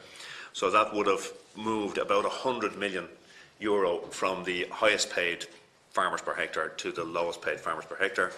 There's a new Common Agricultural proposal now, and as of now what it proposes is that figure, that the lowest paid farmers would be brought up to 75% of the national average. So that's a kind of a mandatory provision in the new proposals. On the question of carbon intensity, I mean, what you'll find, I think, subject to Frank's confirmation, is that more intensive farming on grassland produces lower carbon emissions per unit of output. So in fact, that's why our dairy units are so carbon efficient, because they're producing milk, yeah, exactly from grass. So I mean, I don't know, Frank, whether you want to develop on that point or not. Yeah, just maybe to develop on in terms of the size of the operation. I don't have the figures in my head. I don't think there would be much of an impact of scale of operation. You know, you can be very efficient and have a small operation, and most of our dairy farms are quite efficient. So, so you know, in terms of when I'm talking about that, I mean the carbon footprint of every litre of milk you produce. I don't think it's going to differ very much if you have 50 cows versus if you have 150 cows. Obviously, you're producing more milk if you have 150 cows, so the overall absolute emissions will be higher in that farm. But per kilogram of milk produced, it won't vary that much, I'd say. But I need to get the figures and come back. Can I clarify my question then? Because if you are going to get figures, I'd like to get them accurately. It's not so much per head of cattle that I'm looking for the footprint, because obviously, you know, there's economies of scale and all the rest of it. But it's looking at the income brackets of farmers and the output in terms of carbon print for the most vulnerable to the most well-off, and how that measures. And I think that, I suppose that's a social economic question, but I think it relates to agriculture and relates to the whole policy of how we go forward. And I would be interested in seeing those figures. We can provide that. Like it's a question of how you look at it, though. You know, is it the overall emissions on the farm, given that the low-income farms are going to be smaller farms, they'll have less total emissions. But I think you have to also look at it then, what's the emissions per unit of output. So whether it's a litre of milk or whether it's a kilo of beef or a kilo of grain that's produced, you know, is there a difference in the efficiency or the amount of carbon that's associated with each unit of food produced? That's an important metric as well to look at. You ask an important question, I think, which is how do we recognise the environmental public goods provided for by low farmers on marginal land, small farmers on marginal land. And that is part of the discussion we'll have to have around the shaping of the new Common Agricultural Policy, how we provide recognition for the environmental public goods provided by those people. You asked some questions about forestry as well, so I'm just going to ask. As regards Quailcha, there's no general review plan in relation to Quailcha and the species they plant. What I would do say is that every year, sort of, you know, Quailcha apply for a general felling licence for particular blocks of timber, and we do have lots of consultations with Quailcha in relation to species choice. So just to kind of maybe just to summarise that, the actual forest industry itself is worth about 2.3 billion to Ireland, and we harvest about 3 million cubic metres of timber. And again, that supports a very vibrant sawmilling sector with 12,000 people employed. And obviously, the species that we plant, coniferous species, are obviously fast-growing species, and they do actually provide the raw material for the sawmilling sector. But also recognising that broadleaves also have an important role, and they do also provide timber as well. And again, the department is working at looking at ways to actually improve the promotion of that particular type of timber in the wider economy generally. In relation to Quailcha, the state itself, I mean, there's you know, you may argue about the types of trees that are planted, but I mean, there's 8 million visits a year to the Quailcha estate. So obviously, you know, a lot of people are using that Quailcha estate and using it quite well for recreational purposes. In relation to sort of diversification, I mean, Quailcha is certified to the FSC, Forest Stewardship Council, and again, they also have various types of you know, recommendations they make in relation to that particular estate. But in general, I mean, the actual Quailcha estate, you will find there's quite a wide range of diversity of species planted right across different areas. But because a lot of the areas that they would have planted historically, there would be very poor marginal areas, so the capacity to grow lots of different types of species will be less. So obviously some of the coniferous species obviously have a better capacity to grow in those wet, marginal, exposed locations. But certainly from a felling licence perspective, Quailcha do impose a lot of broadleaf planting in their felling licences, which they apply for along by roadsides to try and, you know, improve some of the quality and landscape impact of some of those larger coniferous plantations. Well, just again, a point you made, Deputy, that there has been a mid-term review of our forestry measures. There is now a requirement for at least 15%, 15% plantation of broadleaves, and the grant rates for broadleaves have been increased. So we are trying to incentivise the planting of broadleaves as well. Great. Is that okay? I'm going to, last but not least, Deputy Thomas Pringle. Thanks, Sheriff. I have a few questions just from the time that I have. Just in relation to the some farmers will have difficulty in shifting from beef production to especially smaller farmers and stuff like that there to forestry and other crops, and there's some difficulty in acceptance in rural communities of the value of them and that. Just wondering, how are you going to engage with them farmers to make sure that they actually do that and they do shift over? And particularly, I think we've seen in the last couple of weeks how Board and Mona have badly managed it in terms of the farmers or the people involved in the bogs in the Midlands, you know, and so what are you going to do in terms of that? And then the three types of high nature value farming that are according to the Heritage Council, and I'm just wondering, has the department carried out any studies to characterise each farm in Ireland as to how they fit into within that as well, and what the figures are on that? Then just in relation to you mentioned there, Mr. Cannon, about the methane and the different characteristics of methane and that there. I'm just wondering, are you going to use that and how you deal with the forestry or farming emissions? Because I think that's very dangerous, particularly because methane is a lot more aggressive than carbon as well, and it's 4 or 5 times more or 40 times more aggressive than carbon. So I'm just wondering why you bring that up. And is it something that you're going to use in terms of actually saying the farming's not as bad as what it could be or whatever? So I just wondering if you could expand a wee bit more on that. And also then just finally, the time frame that you're talking about in terms of the mitigation now that you're talking about, you're looking, I think from what you've been saying there, out to 2030, 2040 or whatever. And do you think that's ambitious enough?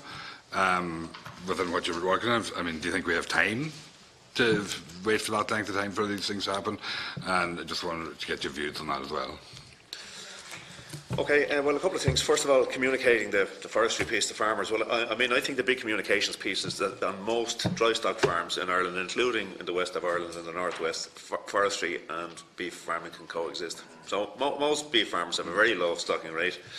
They have some piece of marginal land that they don't need or underuse, and they can raise the same number of beef cattle on their farms and plant trees and make a decent living from the hectares. So I think that's a message. There's an economic piece to this. So I think the most effective way to persuade people to do things is actually to persuade them that it's in their own best interests, and often that's their economic interest to do things. So I mean, I think that's a message that needs to get out there, and we have to get better at doing it, I think.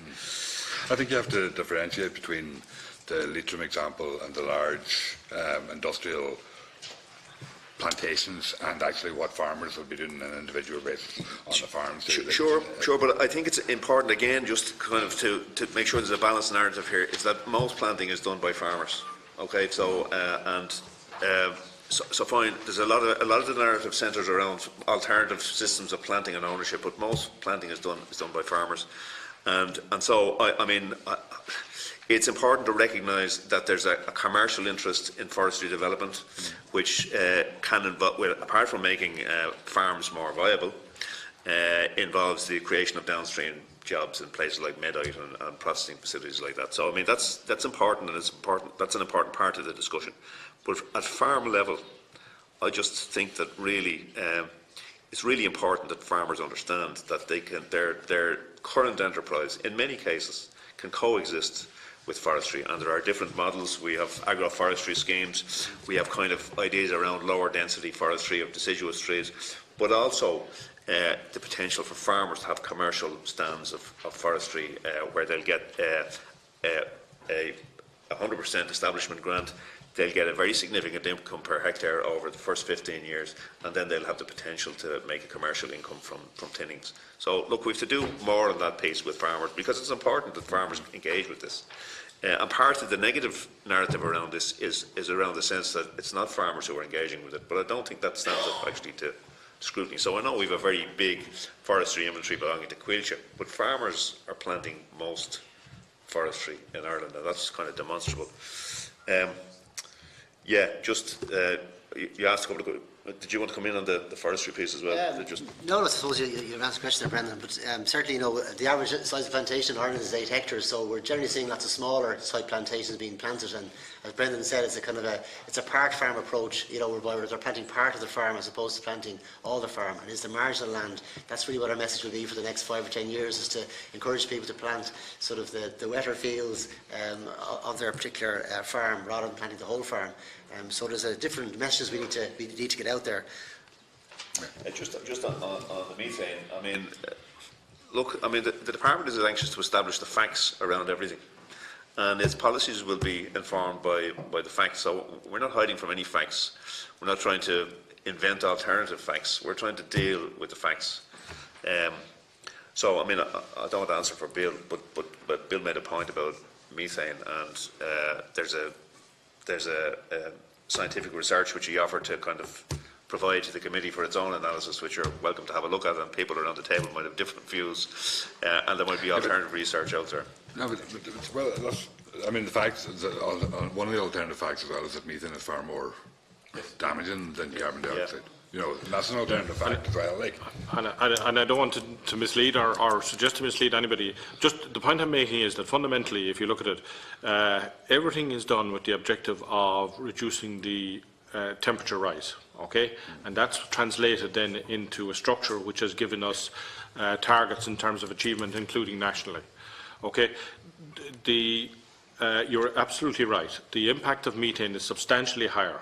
Okay, and this is all translated into a global warming potential over a 100-year period. Okay, and methane has equivalence of 25 to 1 for carbon dioxide. However, it has a much shorter lifespan. It has a higher impact and a shorter lifespan. And it just seems to make a lot of sense that in terms of carbon dioxide, it remains in the atmosphere for thousands of years. So the only point, the structure is the structure. It's there, but the science is evolving in terms of its knowledge of methane. But it would seem to make a lot of sense that carbon dioxide in particular should be a focus, given that when it is emitted, it's up there for thousands of years. Methane's impact on warming is, if your methane emissions are increasing, it has a much higher than 25 to 1. You're up to 100 to 1 if methane emissions are in that rising category. But stable emissions are slightly reducing, which was the suggestion, is less than 0.3%, does not have the same warming potential, is the suggestion of the hypothesis of the work. That is not at a point in which it's translating into any targets. I want to be very clear on that at national level. So I'm not advocating in terms of that, but just raising the awareness. In terms of HNV, then, you're entirely right. HNV, as designated in Ireland, generally collates to our area of special areas of Natura lands, which is around 11% of our land area. HNV type farming is not a designation, but rather a type of farming which is at an intensity level which is quite low. And we do already have measures, for example, identified in our GLAS, where we are supporting that type of farming. Likes of low input permanent pasture. There's about 47,000 farmers in GLAS who are getting paid for low input permanent pasture, which is indicative of HNV type agriculture. And we, as the Secretary has identified, our average stocking rate around huge swathes of Ireland are quite low and are indicative. We paid for some work in relation to identification of HNV type farming. James Moran of Sligo IT has done a good bit of work in this area, but it's not a designation of land type, but it is a type of farming that's quite common in Ireland, particularly in the beef sector. Thank you very much. And just very briefly at the end, I suppose the whole issue of a carbon tax, and it has got a lot of attention, and if we were to set a trajectory over the next 10 years, for example, have you any thoughts on how, I suppose, first of all, that would impact on the sector, and on how we could ensure that it would have minimal impact on rural communities? Yeah, well, so I think I was asked about this earlier on, and my response was that's a kind of a policy question, and I want to be very careful that I don't bind the hands of anybody in the future. Yeah. So I mean, I'm not going to. I mean, carbon taxes are applied in some sectors. I'm not going to comment on whether they should or shouldn't be applied, but I think there are kind of considerations that need to be reflected upon if they're going to be applied in the agriculture sector. So I mean, traditionally, carbon taxes are applied at the point of consumption, for example. The point of consumption is consumers' food. I'm not sure that will have an impact on consumer prices, but not on production practices, I think. And equally, if you applied a carbon tax on the production sector in Ireland, Deputy Smith just mentioned the number of farmers in the kind of income vulnerable position. So we do have low margin farmers, so it would impact on farm margins and take a chunk out of the income subsidies that come from the European Union. And I'm not sure that it would lead to behavioural change, because I'm not sure that the technological fixes are available to adjust behaviour beyond what we're already trying to do with people. So, I mean, look, it's a policy option. It's a tough one, but there are things that have to be considered, I think, carefully, including the impact on farm incomes and the socio-economic impact in rural areas. It's not one of the things in the CAP reform or the main objectives they have. We need to change the power imbalance where the farmers are price takers. And if they're, let's say if you'd put 2 cents on a litre of milk or 4 cents on a kilo of beef, as Alan Matthews is suggesting, always the assumption is the farmer will take the hit on that. That needs to change in terms of, we need to stop, it's the power system is the problem. And if you did put that 2 cent on and the farmers wasn't taking the hit, then the revenue from it could go to the other farmers. And it's just tolerating that thing where the farmers don't have any power and it's all the PLCs who have all the power is the problem. If you want to, I don't want to well, look, I accept that there's an imbalance in the power along the supply chain. The wiser men than me have been trying to deal with that for a long time and trying to improve it. One of the things we've done is we're trying to encourage the establishment of producer groups, for example, in the beef sector. So these producer groups would have certain dispensations from competition rules under the Common Market Organisation regulation of the CAP. So look, we're conscious of it. There are regulations going through the Commission at the moment on unfair trading practices, which you'll probably be aware of as well. But look, if that were easy to deal with, we'd have dealt with it a long time ago. But I mean, I agree to the general proposition that the farmers tend to be price takers, and that's not ideal. Very, very finally, and this is probably the more difficult question in relation to complying with our non-ETS targets. How would that be financed, or would we be purchasing compliance in that area, or do you have to? Yeah, well, the non-ETS targets are national targets, so they're not divided up between the sectors. So we have to have a discussion about how we meet those national targets. And I suppose what we've done is we've identified the potential for meeting the abatement and sequestration requirements from agriculture. And we have to feed that into a kind of a national discussion with other sectors and determine how we meet those targets. So I'm not in a position to say we intend to purchase compliance, but we're taking this very seriously. We've done a lot of work on measurement of what we can do, and we'll be playing a part in that discussion. Thank you very much. It's been a very good engagement with you this afternoon, and thank you for your time and your contributions here this afternoon. So on behalf of the committee, to thank Mr Gleeson, all your officials, and if there's no other business, this meeting of the Joint Committee is adjourned until the 13th of November at 2 p.m. Is that agreed? Great. Thank you.